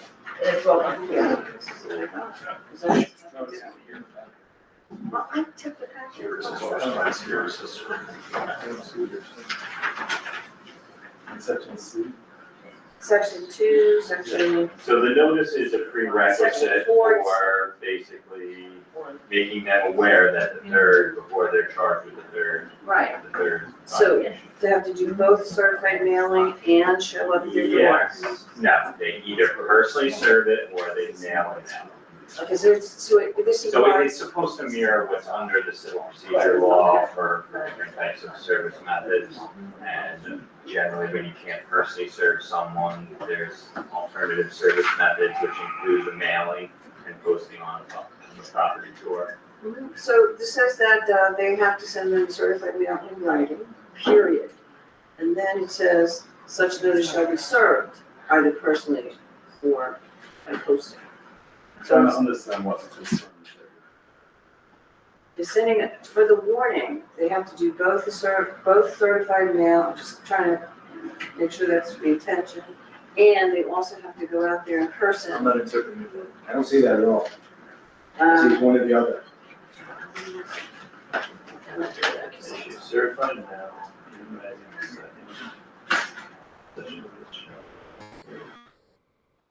Personally, upon the one user or agent, or by posting. So either way, you're sending a certified mail, Right, yes. And And then sending it- either handing it to them, no, but you still have to hand it to them or post it under this. so they have to do Yes. that. So that's what it says. For what? Isn't just maybe sending a certified mail? Not under our statute, it Okay. says, such notice shall be served either personally upon the alarm user or agent or by posting the violation. Can we change that? You can change it, but I think then they're just gonna give them validity for potentially challenging, saying we didn't receive this, we didn't know that we had. That doesn't just go for this, that's the town. That's Yeah. no violation when you have a situation like that, certified and. And, Usually- Yeah, that's for everything, not just this specific law. okay, gotcha. So by changing that, we're changing everything. You know, into, I'm with this. All right, into. Gonna vote? You want to vote? Yeah, I'm all open, right? Really open. Well, it's, we have to close the public hearing. To close We have to this close hearing. public hearing. I make a motion to close public hearing. Second. Second by Greg. All in favor? Aye. Okay, Debbie? And I'm gonna motion the resolution to adopt local law number to be assigned of 2025, adding chapter 95 false alarms to the town code. Second. Any discussion, any more discussions? No. All in favor? Aye. Okay. Next one is perfect. Next one is the temporary moratorium on the battery and storage system facilities. I make a motion, open. Second. All right, all in favor? Aye. All opposed? None? All right, the line starts over there. Anybody that wants to speak now, go to the public hearing. You have the, And just to be clear, this is a moratorium for Hurley, has nothing to do with Terrigen. This is a moratorium for Hurley to take 6 months to look at our code, to make decisions if there's things that we want to change in our code to regulate large utility scale. And that's the other thing, I think we had to change, did we change this? We're supposed to change the wording of this to large utility scale, or are you gonna help with that, please? So this really, we don't wanna, I wanna make it clear, we don't wanna stop residential battery storage, so those that put solar panels or solar arrays that may put a storage unit, personal storage unit for that, that's not what the intention of this is. This is for large scale utility, energy storage, battery energy storage. So we're gonna add that to the. Yeah, we have to add this up here, we have to, large scale utilities. Can that language be displayed, Jerry? Can it be displayed online, up here? I can show you what we have, but it's, I think what Debbie is suggesting is added. Right, so it's not gonna be. It's not gonna be in any version that I have here. Gotcha, thank you. So before this gets, when this gets passed, when we get past ready. This is the resolution, and the local law draft is way down here, it's in your packets. I got two here. The local law resolution, that would be the local law right here. this is the local law, this will be local law for us. Right, so it's, Yeah, this is, yeah.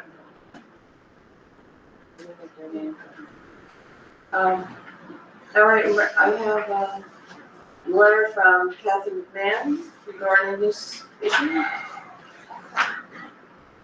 My name is Kathy McMahon and I live in Hurley. I want to thank you for listening to your constituents and writing a letter to the town of Ulster expressing concerns regarding the proposed BESS facility.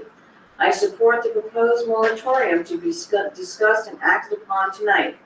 It is imperative that environmental concerns be explored and addressed. The proposed BESS facility should not be in a non-residential area, not in Hurley Avenue, which is densely populated.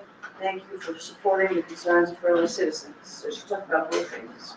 Yeah, I'm a little concerned that a lot of folks are confusing it. Yeah. I think I saw something published, I wanna say in the paper, one of the news outlets. It was Mid-Hudson News, I caught them on it quick, they made it sound like we were imposing a moratorium on the battery plant on Hurley Avenue. Which we cannot do. Right, and I flagged them quick, thankfully they changed it. Right, so just again, not to confuse, this is not to do with Terrigen. This is just for the town of Hurley, for us to look at our local code and make changes to our local code to potentially address that kind of thing happening in Hurley. So there's also, a couple of residents have signed a petition to express strong support for the prompt enactment of the proposed local law, temporary moratorium on battery energy storage systems. This one is signed by 2 people. I think there's some others that have been circulated in the community. All right, we have a, So the first person on the list then, Tim Kelly has signed this, Kathy McMahon we read. Tim, do you want to make any additional comments? I really did want to thank you for the letter that you sent to the town of Ulster. It was beautifully done. You got all of the issues articulated perfectly, and I hope that they'll listen. I wasn't able to go to the last meeting, but I heard about it. So thank you for all you're trying to do. We really appreciate it. Here it is.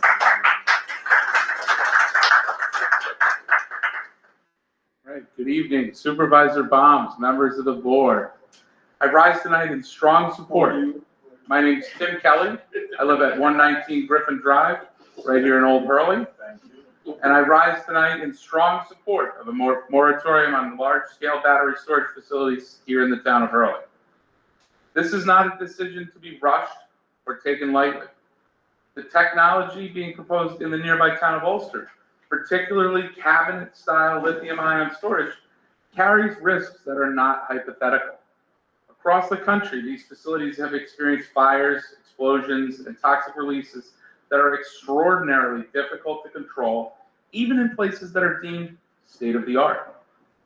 What makes Hurley unique is also what makes this issue urgent.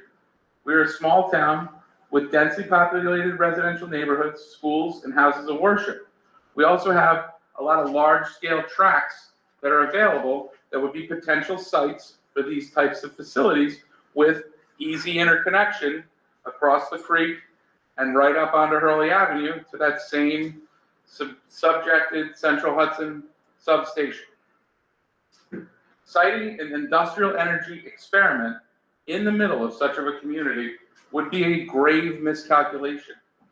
A moratorium gives the town breathing room to do some independent analysis, consult with experts who are not industry funded, and fully examine land use, safety, and environmental consequences.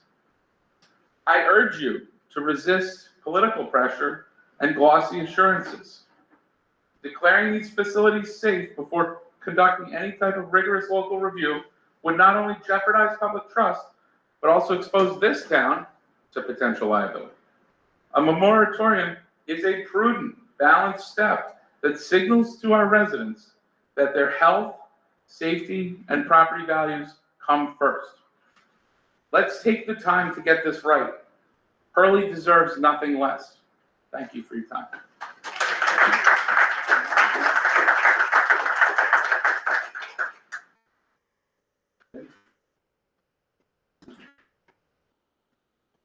Vinnie Sokolowski.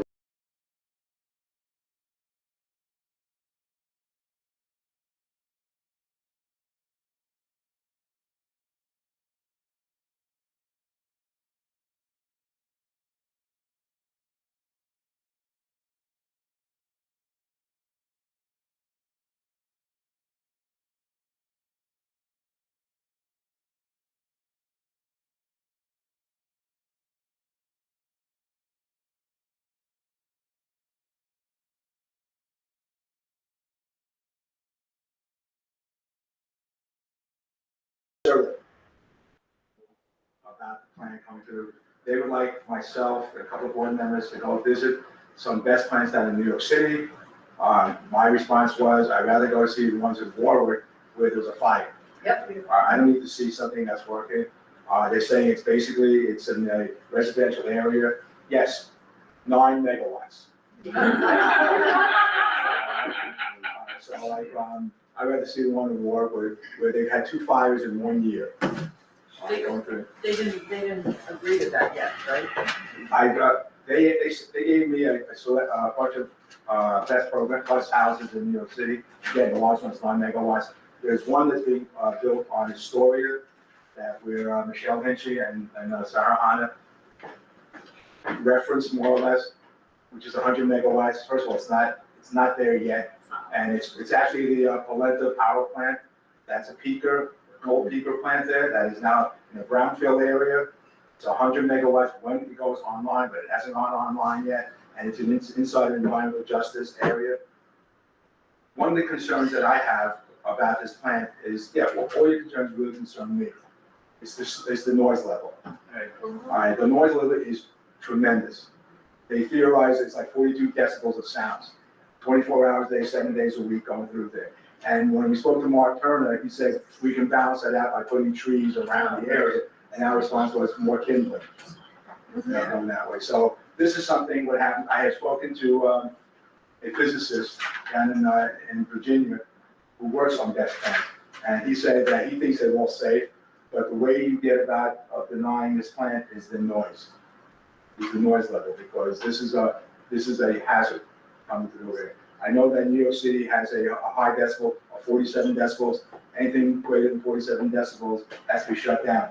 I understand certain areas in Ulster County, 64 decibels coming through it. But this is something that we have to be looking at. We have a committee that we set up. Myself is on it, Greg Simpson's is on it, Julian Fried is on it, Matt Jankowski is on it as a legal advisor, and Stephen Bauer, who's a fire captain over in Poughkeepsie, a early resident, we are on this committee, and, we haven't set a date yet when we're gonna meet, so I want to first make sure that, Well, we have to pass this. yes, yes. Okay. So, the thing is though, that we are definitely concerned. And, you're not fighting this battle alone. And we appreciate all your comments too, because we wouldn't be able to fight it alone. It's, right, it has to come from you guys as well. Jillian? Just so you know, the Warwick Fire is Warwick Fighters. They have two separate vessels. Yes. And they both. Both are on fire. They both are. I also the capacity of those. Those are pretty small. I don't wanna, I think it was like 17 megawatts. No, they're not, they're also not. Those are both 9. They're 17, like, yeah, 18. 18 together, yes. There was like some structural issues with those. I think that there was some rain that got in the vents and the fire.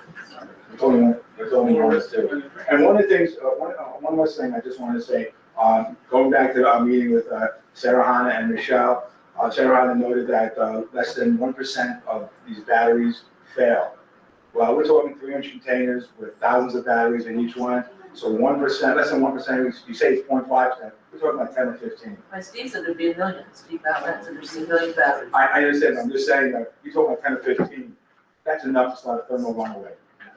Going through there. I also think if you could talk to them about light pollution, because if this is a facility at this scale, it has to be lit up all night. And our home is just up the hill, and I know the noise would be there, but the light would affect that whole area. If you go drive by any mall or any big business, they're lit up at night, parking lots.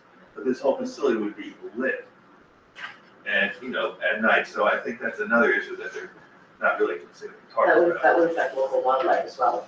I also want to point out that I had seen, the sort of two-page information sheet that Shrestha and Kinchi put out.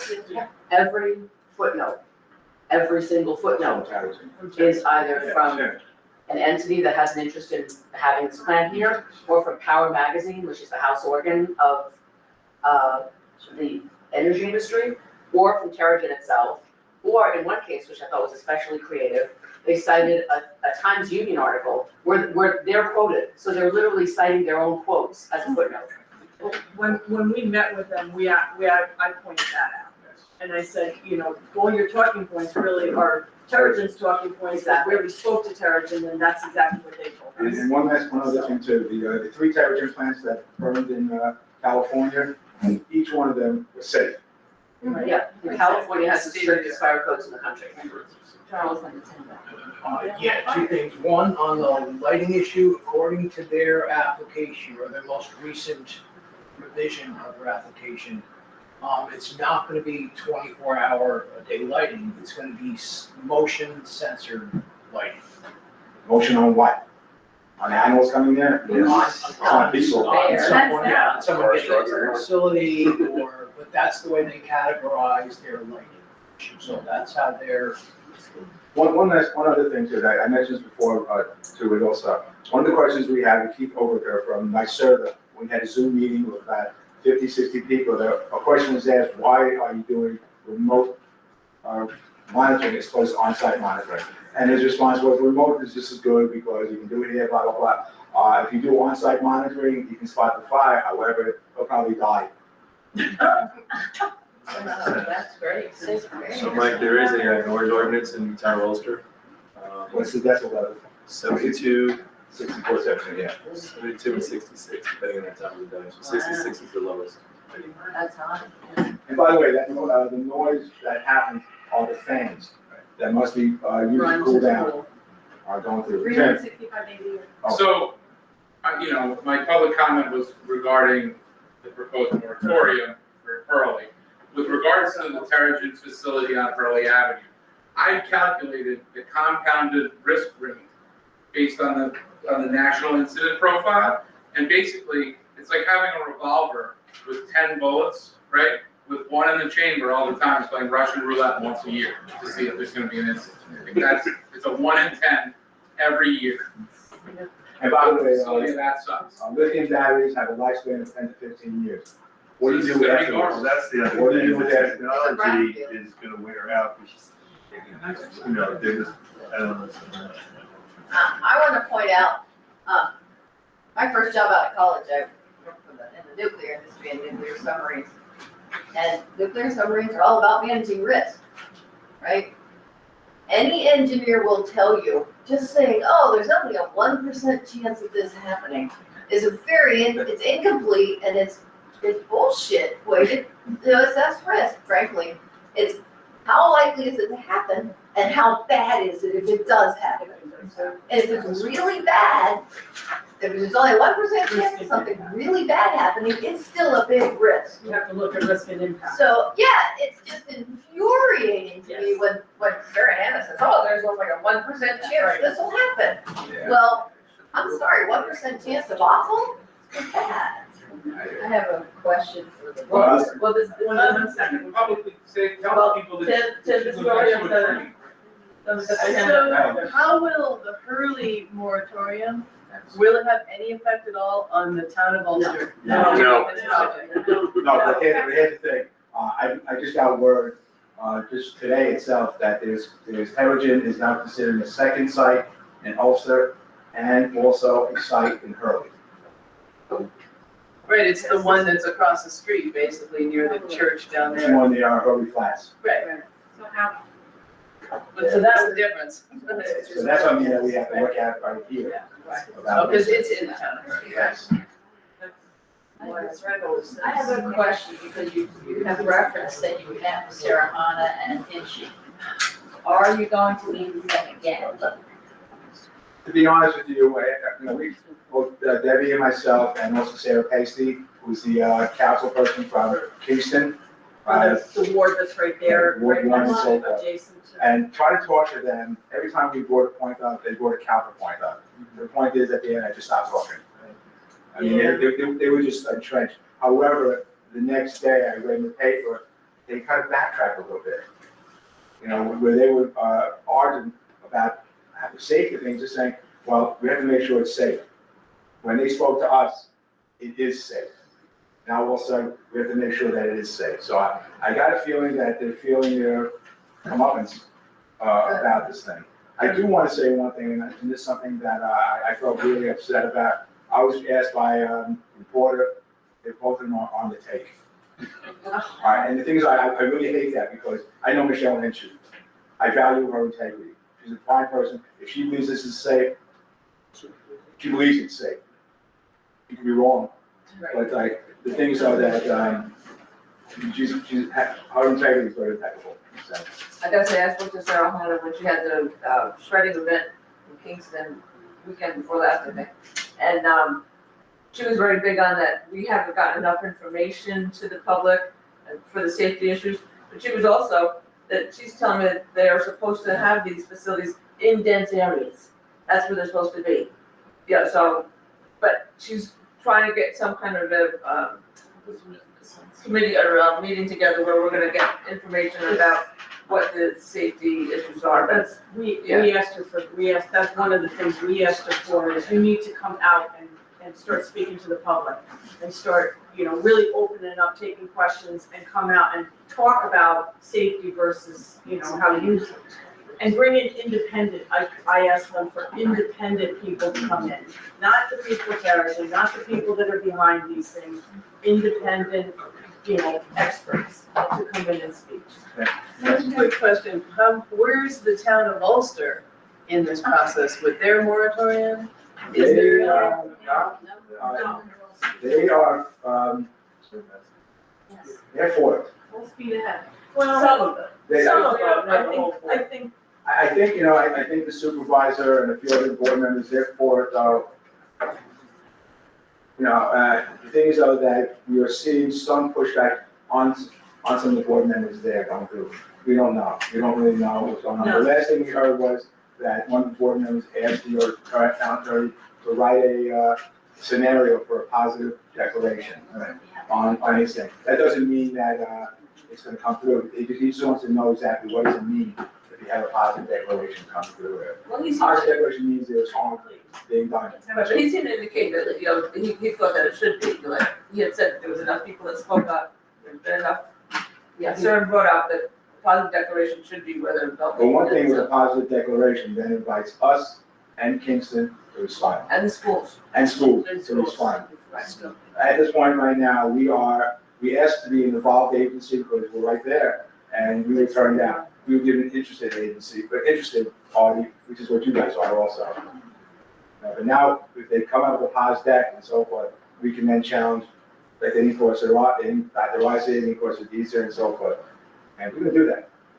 So, in regard to Hinchy, okay, I voted for her. I voted for Sarah Hana also. I've written emails to both of them, and I get a lot of, for Sarah Hana, boy, she wrote a wicked email back to me in regards to she has friends that live in our neighborhood, and they're all for it, and again, she has spouted all of the Terrapin information. But the issue is, Hinchy is our representative in Albany. Is there anything that we can do as a community to go and try to have an audience with her? Yes. And to figure out Yes. why she's for it? Yes. Tell us. Is that a potential We can invite her. request? We can invite her. Are we gonna invite her here to talk to us?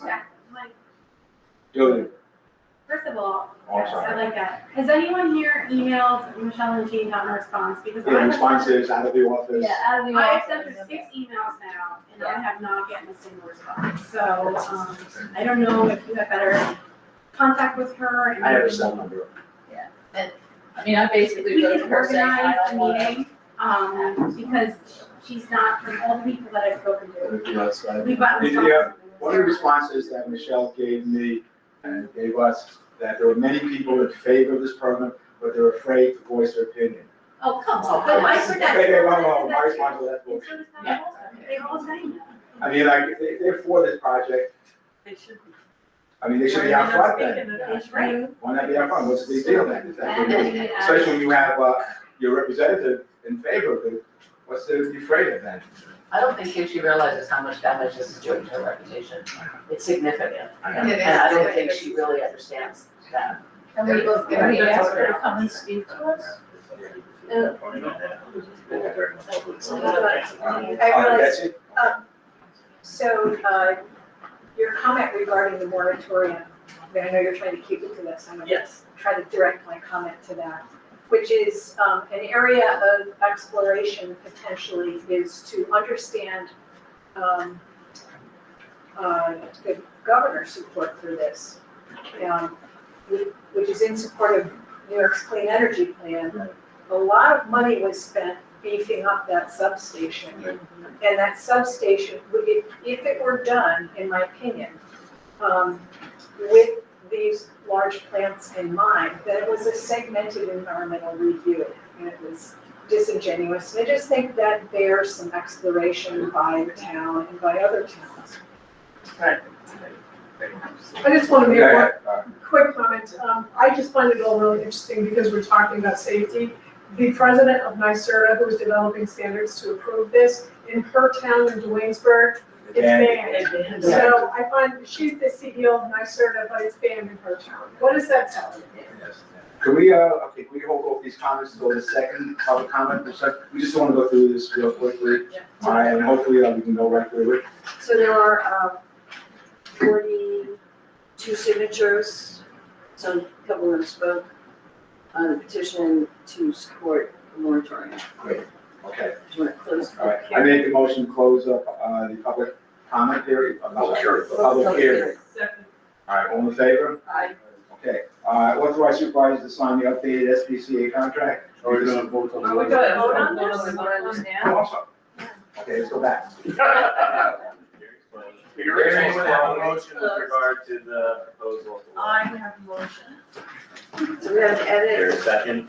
I second it. But I'm gonna amend the, Yeah, I was gonna say, I motioned as amended, as we discussed amended, large scale utility, and that would be in the title, and I think we also have to put it in the now therefore. The local law to impose a temporary moratorium on large scale utility battery energy storage facility. Is there a time frame on it, or is it just 6 months? 6 months. And with an extension, another extension of 6 months. So we'll be amending the local Title. law itself to add large scale. Yes. Yes. All right, My motion, second, Second. any more discussion? Okay, all in favor? Aye. Okay, now we can move on. So if you have any comments about this, at the last public comment, which will be hopefully shortly. Next one's the SPCA. Yeah, the SPCA, we discussed the SPCA already. Oh, because it changed names, that needs to be changed on there, and the change of the name. Okay, so that's what you changed it. No, so I make a motion to accept it, I second. all in favor? Aye. All right, so, I will sign this tomorrow, send it over to the SPCA. Okay. All right, reappoint Brittany Santarelli as assessor. John, it's a 6-year term? 6-year term. 6-year term, I'll motion that one. okay? Do you have a second? I'll second. It's in the 6 years. That's by law. Good question. I don't know if that by law. I think it is by law. I just, I couldn't give you. I know when I did it, it was 6 years. That was supposed to be 6 years.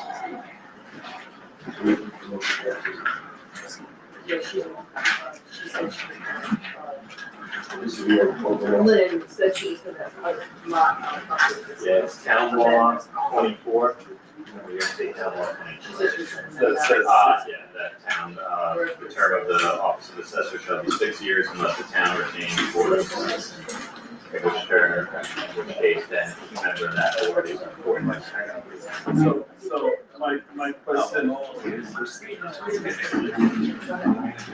my question is, isn't this, shouldn't this be done by some kind of,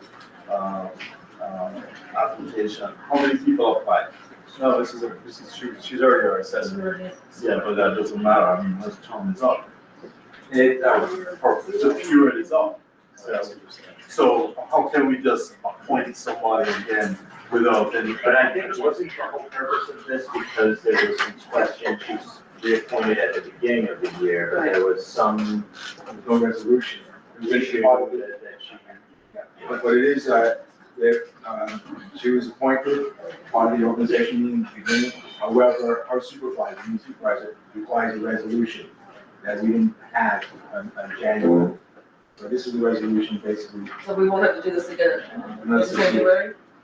No, It won't be part of that? so it's still part of the thing that she's the assessor. All right, but we didn't have a resolution. Our boss, the director of assessors in town, and the Ulster County requires a resolution in the town stating that. We didn't do that. You know, what? We didn't do that in the beginning of January. We should have. Great. So why then is it, if this is in response to an error that the town has made, why is it starting on October the 1st? Shouldn't it be backdated to January or whenever the mistake was made? Can we do that? Can we backdate it? Well, if that was the fair point. Yeah, I mean, isn't that the issue, that you made, the board made a mistake in terms of the Well, I appointment? don't think the board made a mistake because it was part of the single, resolution appointing everything, so it's legally sufficient.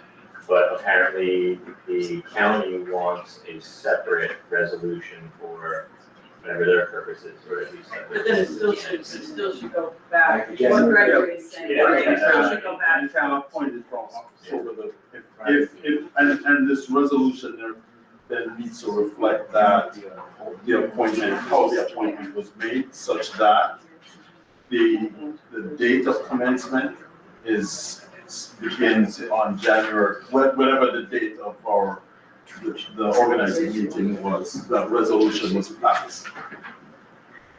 So my recommendation at this point is that, because that information needs to be in this resolution.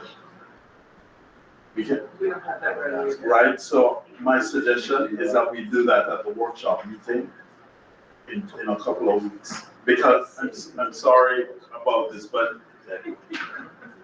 So basically, you want me to look up when we appointed them in January? Whatever the What date? error was. What date? Lynch, I would think that organization. I can tell you right now. You're misunderstanding what I'm asking. I'm not asking you about the date. I don't care about the date. You Right. can put the date in. Right. The problem, the reason why we're doing this now is because of something that was incorrectly done in January. No, I don't think it was. It wasn't incorrectly It wasn't done. incorrectly done. We just didn't do it by resolution. Well, we did it No, by we the did. full resolution, but the county assessor or whoever's the head there is saying that she needs a separate resolution. In other words, by doing the organization meetings, and we accepted that, that's a resolution. So I think he just wants that clarified and put it in there, so it references it, so I think, if you're making a motion to table this to the next meeting. That's my motion. Alright, so we just wanna hear. Yeah. Okay. Is there a second? I'll second. Any further discussion? All in favor? Aye. Alright. Okay, the next one is a resolution to adopt the emergency plan. That was present. That was a What, little bit. did it get seconded? Which one? No, we didn't motion it yet. Well, if you know, So that presentation. Oh, the, But let's go to the heat pumps, we didn't talk about heat pumps. Why would we be putting heat pumps? We already took those steps. We already did that. That's already done. It says, has taken multiple steps. So we did these. Including but not limited to. Right. It's just the sort of, these are bona fides, it's to, We're committed to Okay. that. I put the heat pumps in. Yeah, there's- Yeah. Your motion in this? yes, Okay, I'll second. okay. All in favor of the resolution to adopt the emergency plan? What did you say, Mike? Going to Matt was just saying any further discussion. Discussion. No, I don't have anything. All in favor? Aye. Thank you. You're welcome. All right, next one is the bid contracts. Yeah, the two properties. Yes. Right, all right.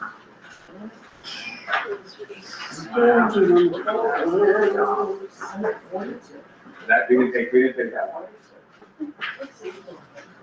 Take the house down, take the house down and also.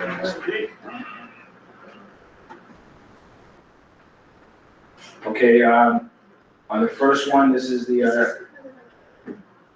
I was here when I came in and we were talking to him. Oh, no, I was in the other department of law.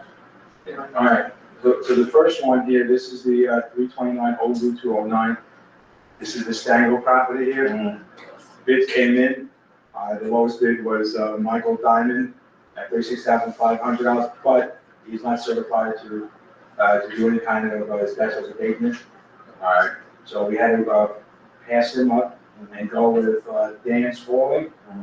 All right, which, what it was, Paul went through everybody in bed, everybody. And so Dan Spaulding at $40,000, it does have, It's a certified abatement contract. certain, all right, so he's the next one. I see things at 48,450, not 40,000. Number two. Number two is, oh, Dan's falling.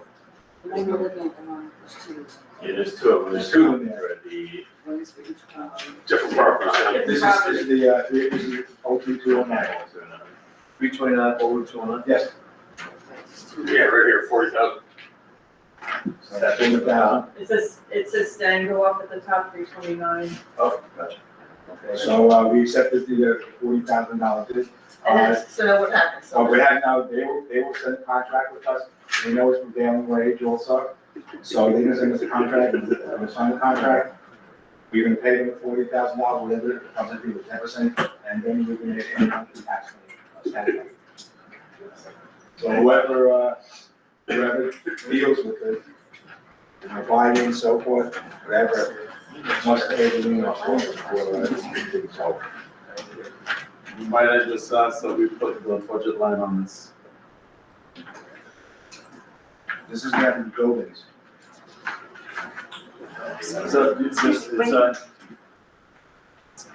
When is this happening? This is happening real quick. And, I would think within like a month or so. John, This is gonna be, that's why I'm asking. Yeah, when it sells, it's. No, it doesn't come out of the 3620. No, no, Buildings no. is 1620. 1620 comes out of buildings, it comes out of buildings. Right. So, Right now, it's 100, wow, No. budget was 146, I don't know what's left in there. I just want to make sure that we stipulate where this budget line is, what the budget line is that's going to pay for this. It's gonna be 1620. So with amendment, I'm happy to support this. Yeah, two amendments. Budget. The budget line 1620.4. One six two zero point four. Yes? There is an open space capital fund, but I don't think we can use it for that. But potentially, temporarily, maybe we could. Where's that, what number is there? Put over $100,000 to assist to buy the town, to buy property, to help with environmental situations, where we would buy property to assist the town, like, for example, off 209, and watered it, where the water, some money's in there. So there is an H fund. I don't think we can use it for this, but I don't know. We'd have to read the resolution. Primary use of it was to establish easements for environmental impacts based on primarily water things of that nature. John, would it be more prudent if we just, You can use Yeah, the that's 1620, we'll figure it out later. We don't change it, yeah. we can use 1620, no problem. So, fund clear. So there's a resolution, there's a second. I'm just looking for that, for what it is. Open There's space, this discussion. open space preservation is 17H, and it's $126,000 in there. So we probably can, tap into that. Well, we, no, we leave it as it, yeah, we like, leave it as it is.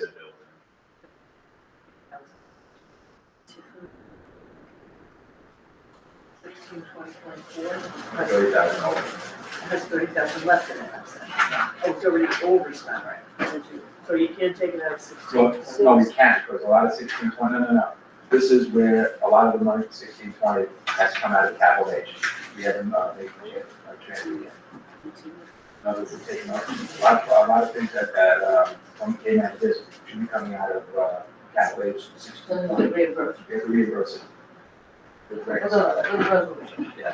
Okay, and, budget 1620.4, resolution to award contract for cleanup and demolition at 319, moving to, Yeah, we'll have no problem with, putting this contract for something at $40,000. There's no other fees. We pay the taxes, we not. you pay the taxes, right? Oh, So, I thought this gets put on the tax bill. right, but thanks, we didn't pay the tax, don't get it, sell it. We build that, property, she got a pretty good sized property.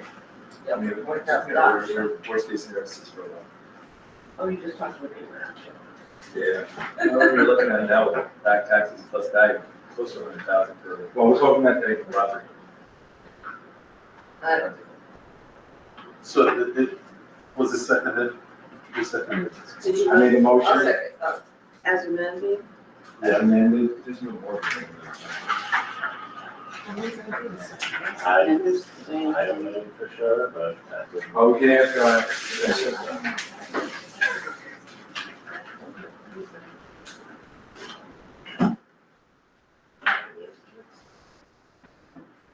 I'm asking if there's some more detail on that.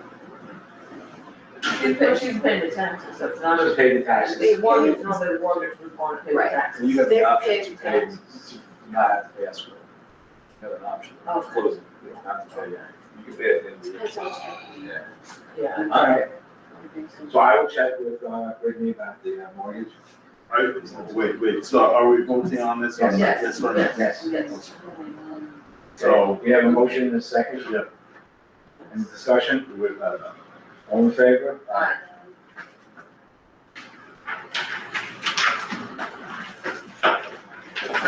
Next one now is resolution, this one's going to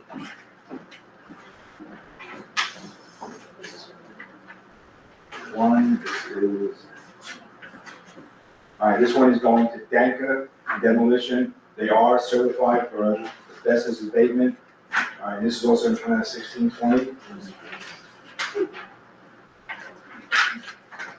They also don't owe that tax, They have paid it, they owe that tax. but they pay it, so. Yes. That one is for 47,500, yes. Okay, And same budget line. same budget line. So with the amendment, did somebody second? Nope. I'll second. Okay, all in favor? But they move along. Okay. All right. Okay. All right, appoint new safety committee, oh, we don't have to. Transfer station. Where's the resolution? Yeah, it's here. I don't have it. All right, let's read it. Yeah, resolution to appoint new members to the town code safety committee. Cynthia Glass, Jim Herman, and Joan Polio? Yeah, it's right here on the screen. I'll second. All in favor? Aye. Thank you. On the agenda, there's one, the part-time transfer station attendant, which you need to. Yeah. That's next. That's next. We need to talk about this. We need to talk about this. Can we table this until? The only problem is the complaints fact that there's not enough people out there. Who's complaining? Out there is complaining. Right, so let's table this until please. Well, I mean, We can discuss, I mean. Well, let me ask you a question, Greg, you spoke to Shabazz, and Shabazz did an audit up there stating the fact that there should be 4 people up there. Yeah. oh, I'd like to see that report. And We were gonna do an analysis. Dan, what's the concern that you were saying? Because, well, you weren't here at the last meeting we were talking about the transportation being, not making enough money to cover their expenses. We cannot take taxpayer money, so we're gonna take a look at what's there before we're gonna make, that was before we filed was even discussed. So now there's only a part-time person, let's take a month to just look at all that and see, before we talk to John, do the budget, and see what.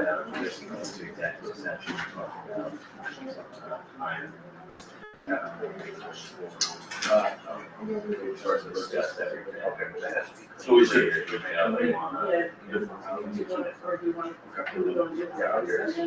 Or you want to go into the next meeting? Yeah. The next meeting. Yeah, I think because my committee wants information like that, this is the first time. Well, the last meeting that we had here, we talked about. You didn't have somebody- Did we get it? Have somebody go up there. No, we said that, and then Greg reported the fact that Shabazz did an audit on it. But have we seen it? I haven't seen it. I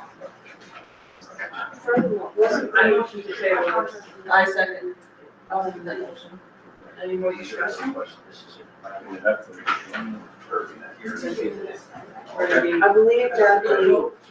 I believe, listening to the meeting where that the revenues were falling short, that they were eager to the purchase of the shed, which is a capital expense.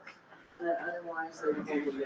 That was not, I don't recall that. Well, that was the amount of that They were $14,000 down. which was the cost of the But it's shed. not even over the year yet. Yeah, that might be, but they still gotta go, like, we have to analyze that, so. There's a number of things happening. So, yeah, you are getting revenues, the revenues are based on increases that we're putting in place. One of the things that is factual is that our pay line has continuously gone up, and our expenditures based on waste being taken out has gone dramatically down. So what it's showing is that they're not working as hard as they used to, yet the salary line is much more higher than it has ever been.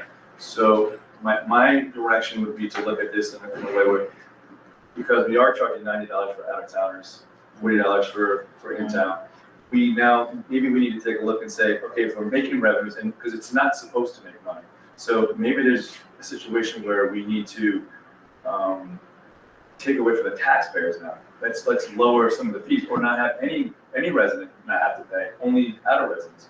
Let's see what that turns out to be, because I truly believe, based on expenditures, right now, we are not throwing out garbage where we were when 4 people plus a part-timer were when they were in 2020, 2021.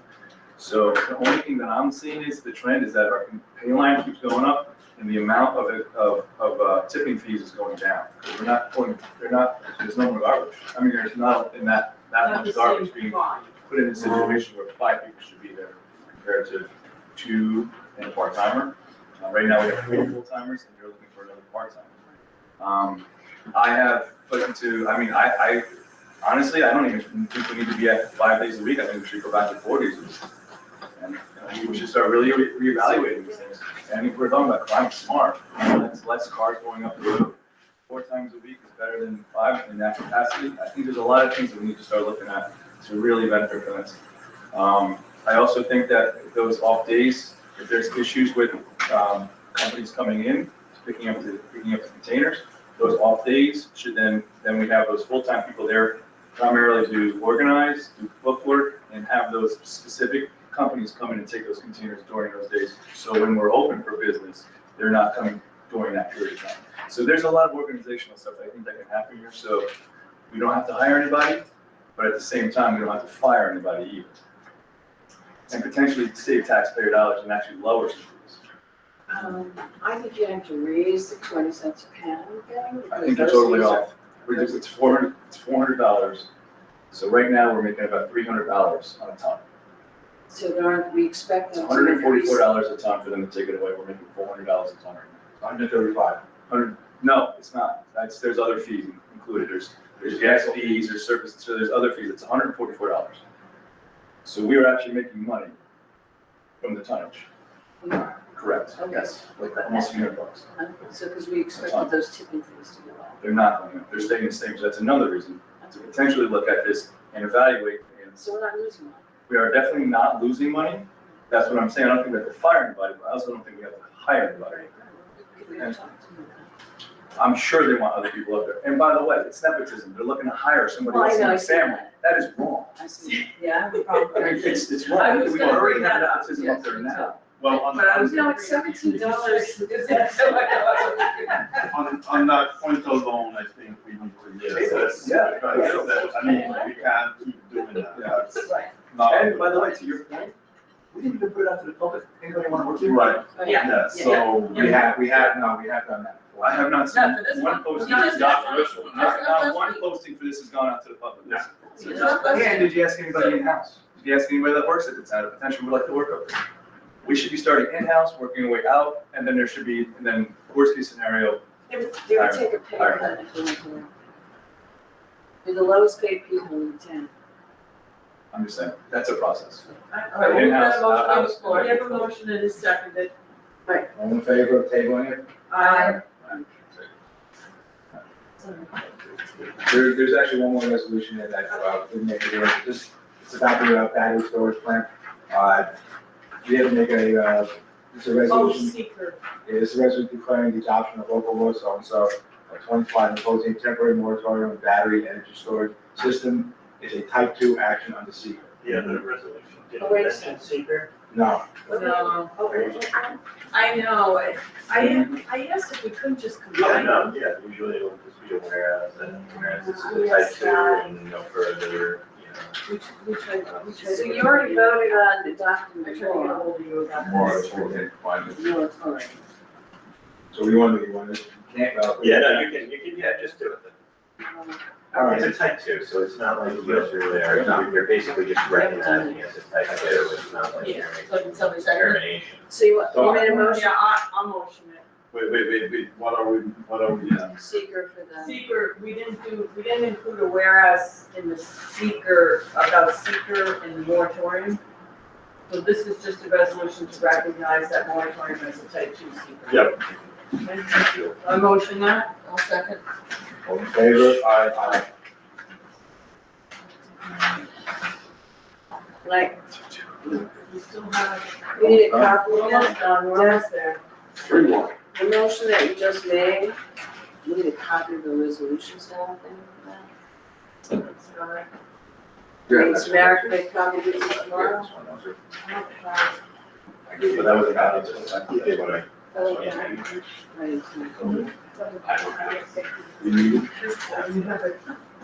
I'll make copies of it before we leave. Give one to Jeremy. Could you hand me one, thanks?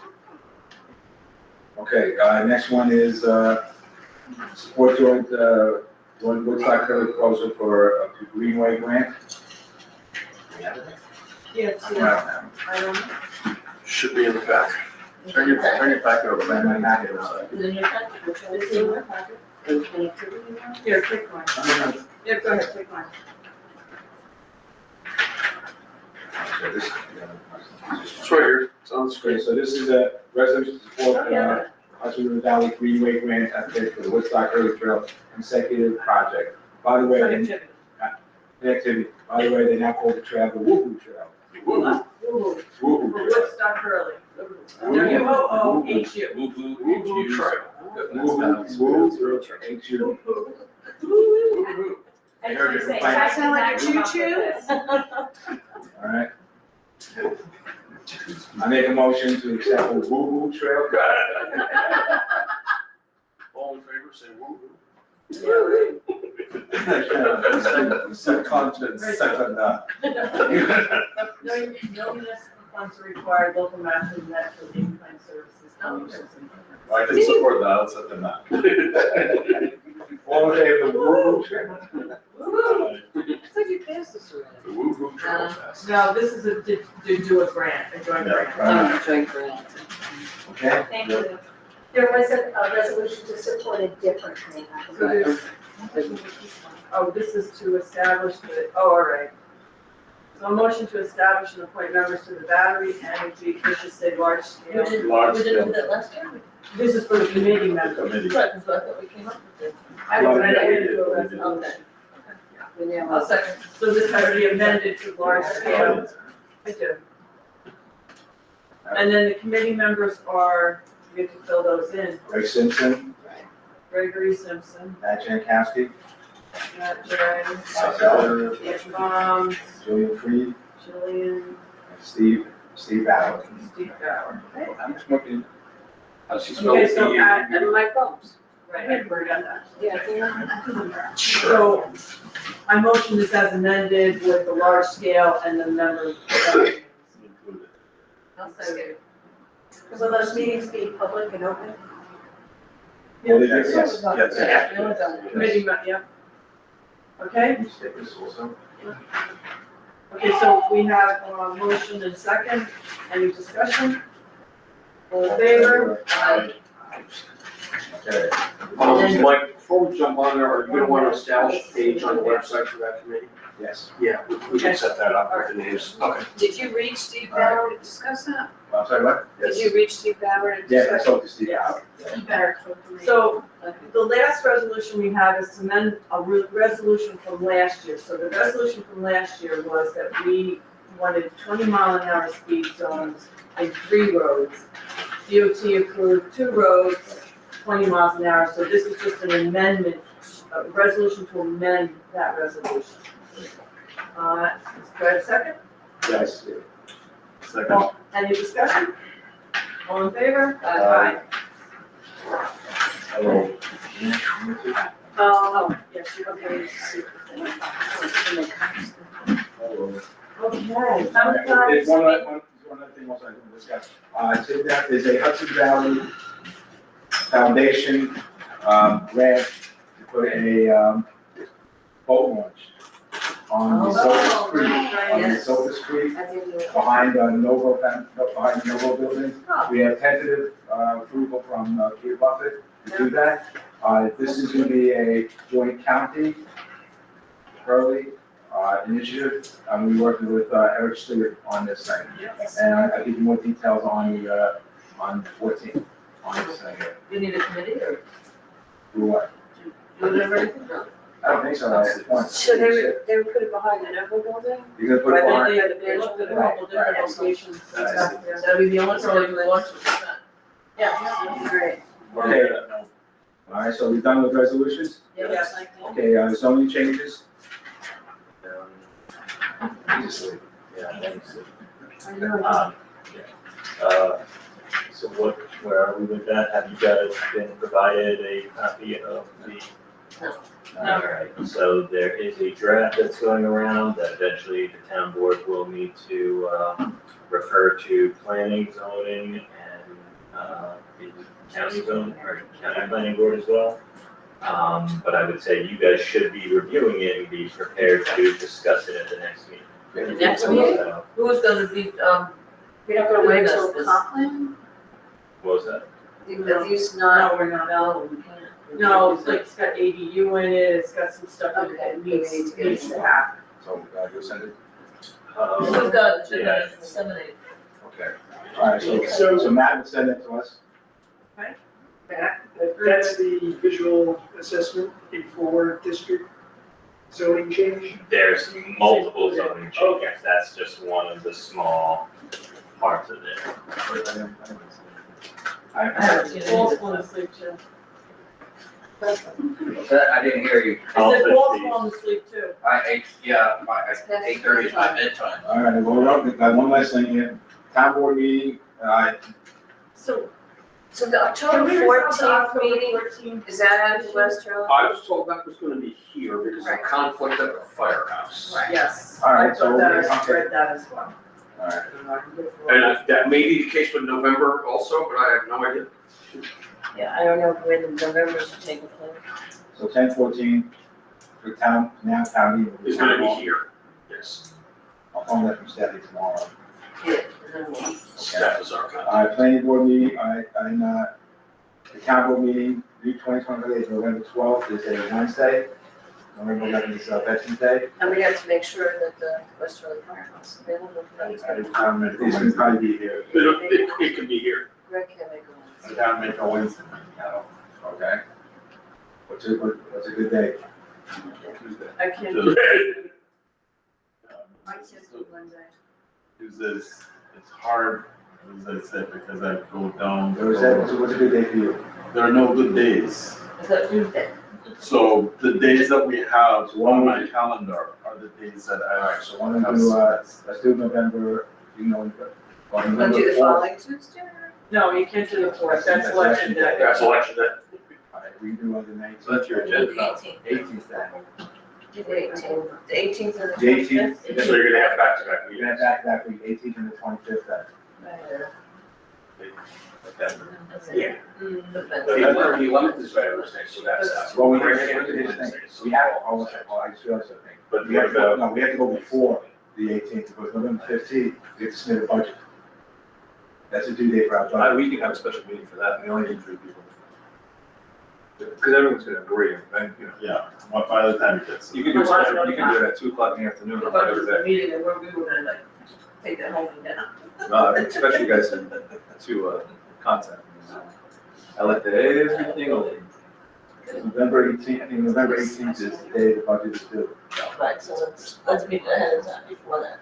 November 15th, when they say November I think you put it 18th in is. one The due date is the 18th, I believe. We do, okay, to November 4th. Why can't November 4th? It's election day. But Well, you could do it in another location, the West Shirley Firehouse is a polling place too. but yeah. You could do it. And you can't do it on the 11th, because that's Veterans Day, right? The 18th is something problematic. What about a Monday? Why is 18th? Monday can't be good for Well, the. right, well, All right, well, but Gregory's not good, Monday's not good for you either. Wednesdays and Thursdays are my difficult days. Tuesdays are hard because I'm in Florida. What about Monday? Monday is a possibility depending on what time. Well, it's a normal time, 6 o'clock. That would be, November. 10th, the day before Veterans Day. even if you do it earlier. That's good? No, I can't get that.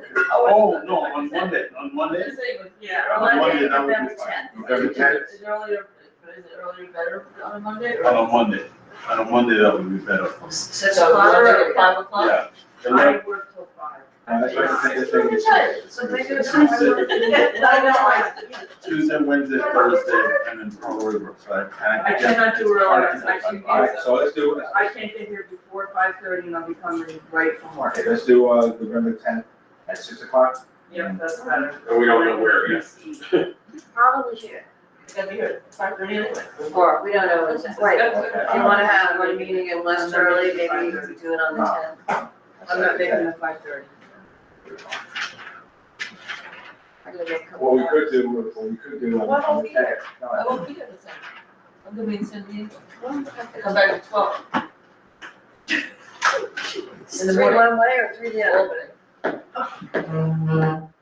What's your budget deadline, the 18th? Us three on the 12th, 15. these three on the 10th. Yeah, it's going to be one of the. Yeah. Can she video in? Not unless she's in the cab. Okay. Oh, that's all right, man. Everything I can, I've changed my schedule. All right, how about that? Okay, November 4th is a Tuesday, right? I am So an actually- election worker, I cannot meet on the I'm 4th. not finished yet. November 4th is a Tuesday, November 3rd, Monday. No, that one I can't, that's the monthly meeting. I'll miss the other things, but I can't miss the monthly meeting.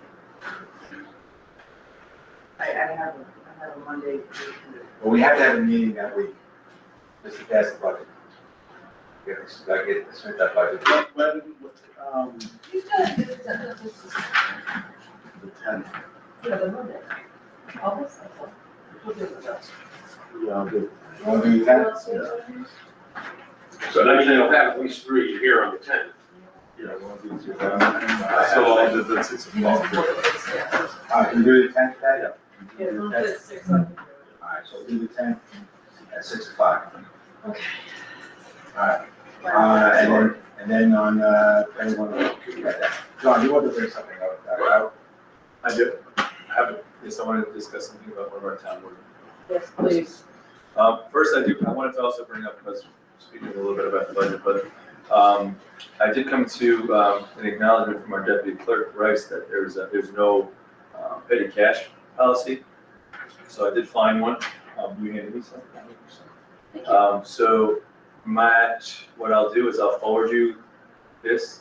It should be a simple addition, but we should definitely have something in place for Any internal anything you see on there that you think should change based on Hurley's issues, needs, and wants. Please let Matt know. Right, we haven't had petty cash in the office since the beginning of last year, to the best of my knowledge. So we need to carry a little petty cash to make change. I also wanted to discuss raising the fees for different licenses. Yep. Like $10 from $8. That would be a resolution. So that's something to consider. Also, we have to make less changes, $10. Make a resolution for the next. So we'll go over this, in petty cash. And I also read somewhere that during tax season, you're supposed to carry a lot more cash in the office. So I'll research that. This one is 400, 500. I saw 400 and 500, seems to be the, Right. this is one of these 2 months. So, yeah, so during the January, February, it'd be a higher draw than the rest of the year, which we used to keep 100, this is 50. We used to keep 100, to the best of my knowledge, prior to 2024. Anything else? No, yeah, so then we did bring up the budget, so we've spoken about that. Everybody got the tentative budget. I emailed everybody. Please review. I'll sit down with anybody in a group, individually, however you want. What I did is I basically put pretty much all the needs and wants into this budget. I did not strip anything down like I did last year. So I want you guys to take a look at it and figure out, you might even have more things you potentially would like. I try to put everything on the side so you'll see what the marks are for. So, get your red pen and go at it. We said it to everybody on the town board? Yes. Yeah, just, my plan is honestly not to do this anymore. My plan is honestly to have Wendy and Mike and whomever is the supervisor to be able to do this at this point. We had so much fiscal disruption last year and everything, so I really would like to educate and just show you how I'm kind of doing it. And then this process, the board should be part of it from this point on. tentatively, it's kind of there. I don't have, obviously, all your fire districts and library districts, so they didn't do all their votes, so you'll see the summaries are off based on that, especially the special tax districts. So what you'll see in place of that is just last year's numbers. Just, that all changes as you start coming. So one of the things that, and I find it very hard to do is each week when we do payroll and every other week we do payroll. And, currently there's, an elected official town board member has not been present in 6 meetings, which is 3 months, or 9 months in, so there's 6 months basically that person was here. At the request of the board, because at this point, it's disrespectful to the residents, it's disrespectful to you guys. I would request the town board to stop the ACHs for that town board member's salaries going to that person. And especially because you're not even responding to resigning, they're not responding to any town business. That's not though if you could, it's not even allowed. Well, I mean, I think that this is a discussion that we should probably have an executive session. That's why I have not stated anything. But I would like to. I would recommend that you do it at the next meeting. The only motion that's made tonight is To adjourn. Well, you got to. Moving forward, moving forward, just. All right, so thanks for bringing that down for, executive session for, No, nothing from me, I'm sorry. what are you talking about the executive session? I'm sorry. Talk about, Public hearing? So you want next? Yeah, next, yeah, that's fine. You know, then, did somebody make a motion? no, No, we gotta open up the public Comment number 2, are we ready? I'm I gonna, make a motion to open second public comment. second. All in favor? all right, She's only one member of Well, public. Greg has been. Unless Greg wants to speak. Anybody want to talk? Greg wants to talk. Actually, I was gonna follow up with Mike after. So nothing? Nothing. Oh, good. So gentlemen, it's you or nothing. You told me to say. make a motion to close public hearing. Second? All in favor? Aye. I make a motion to close to adjourn. Second? All in favor? Aye.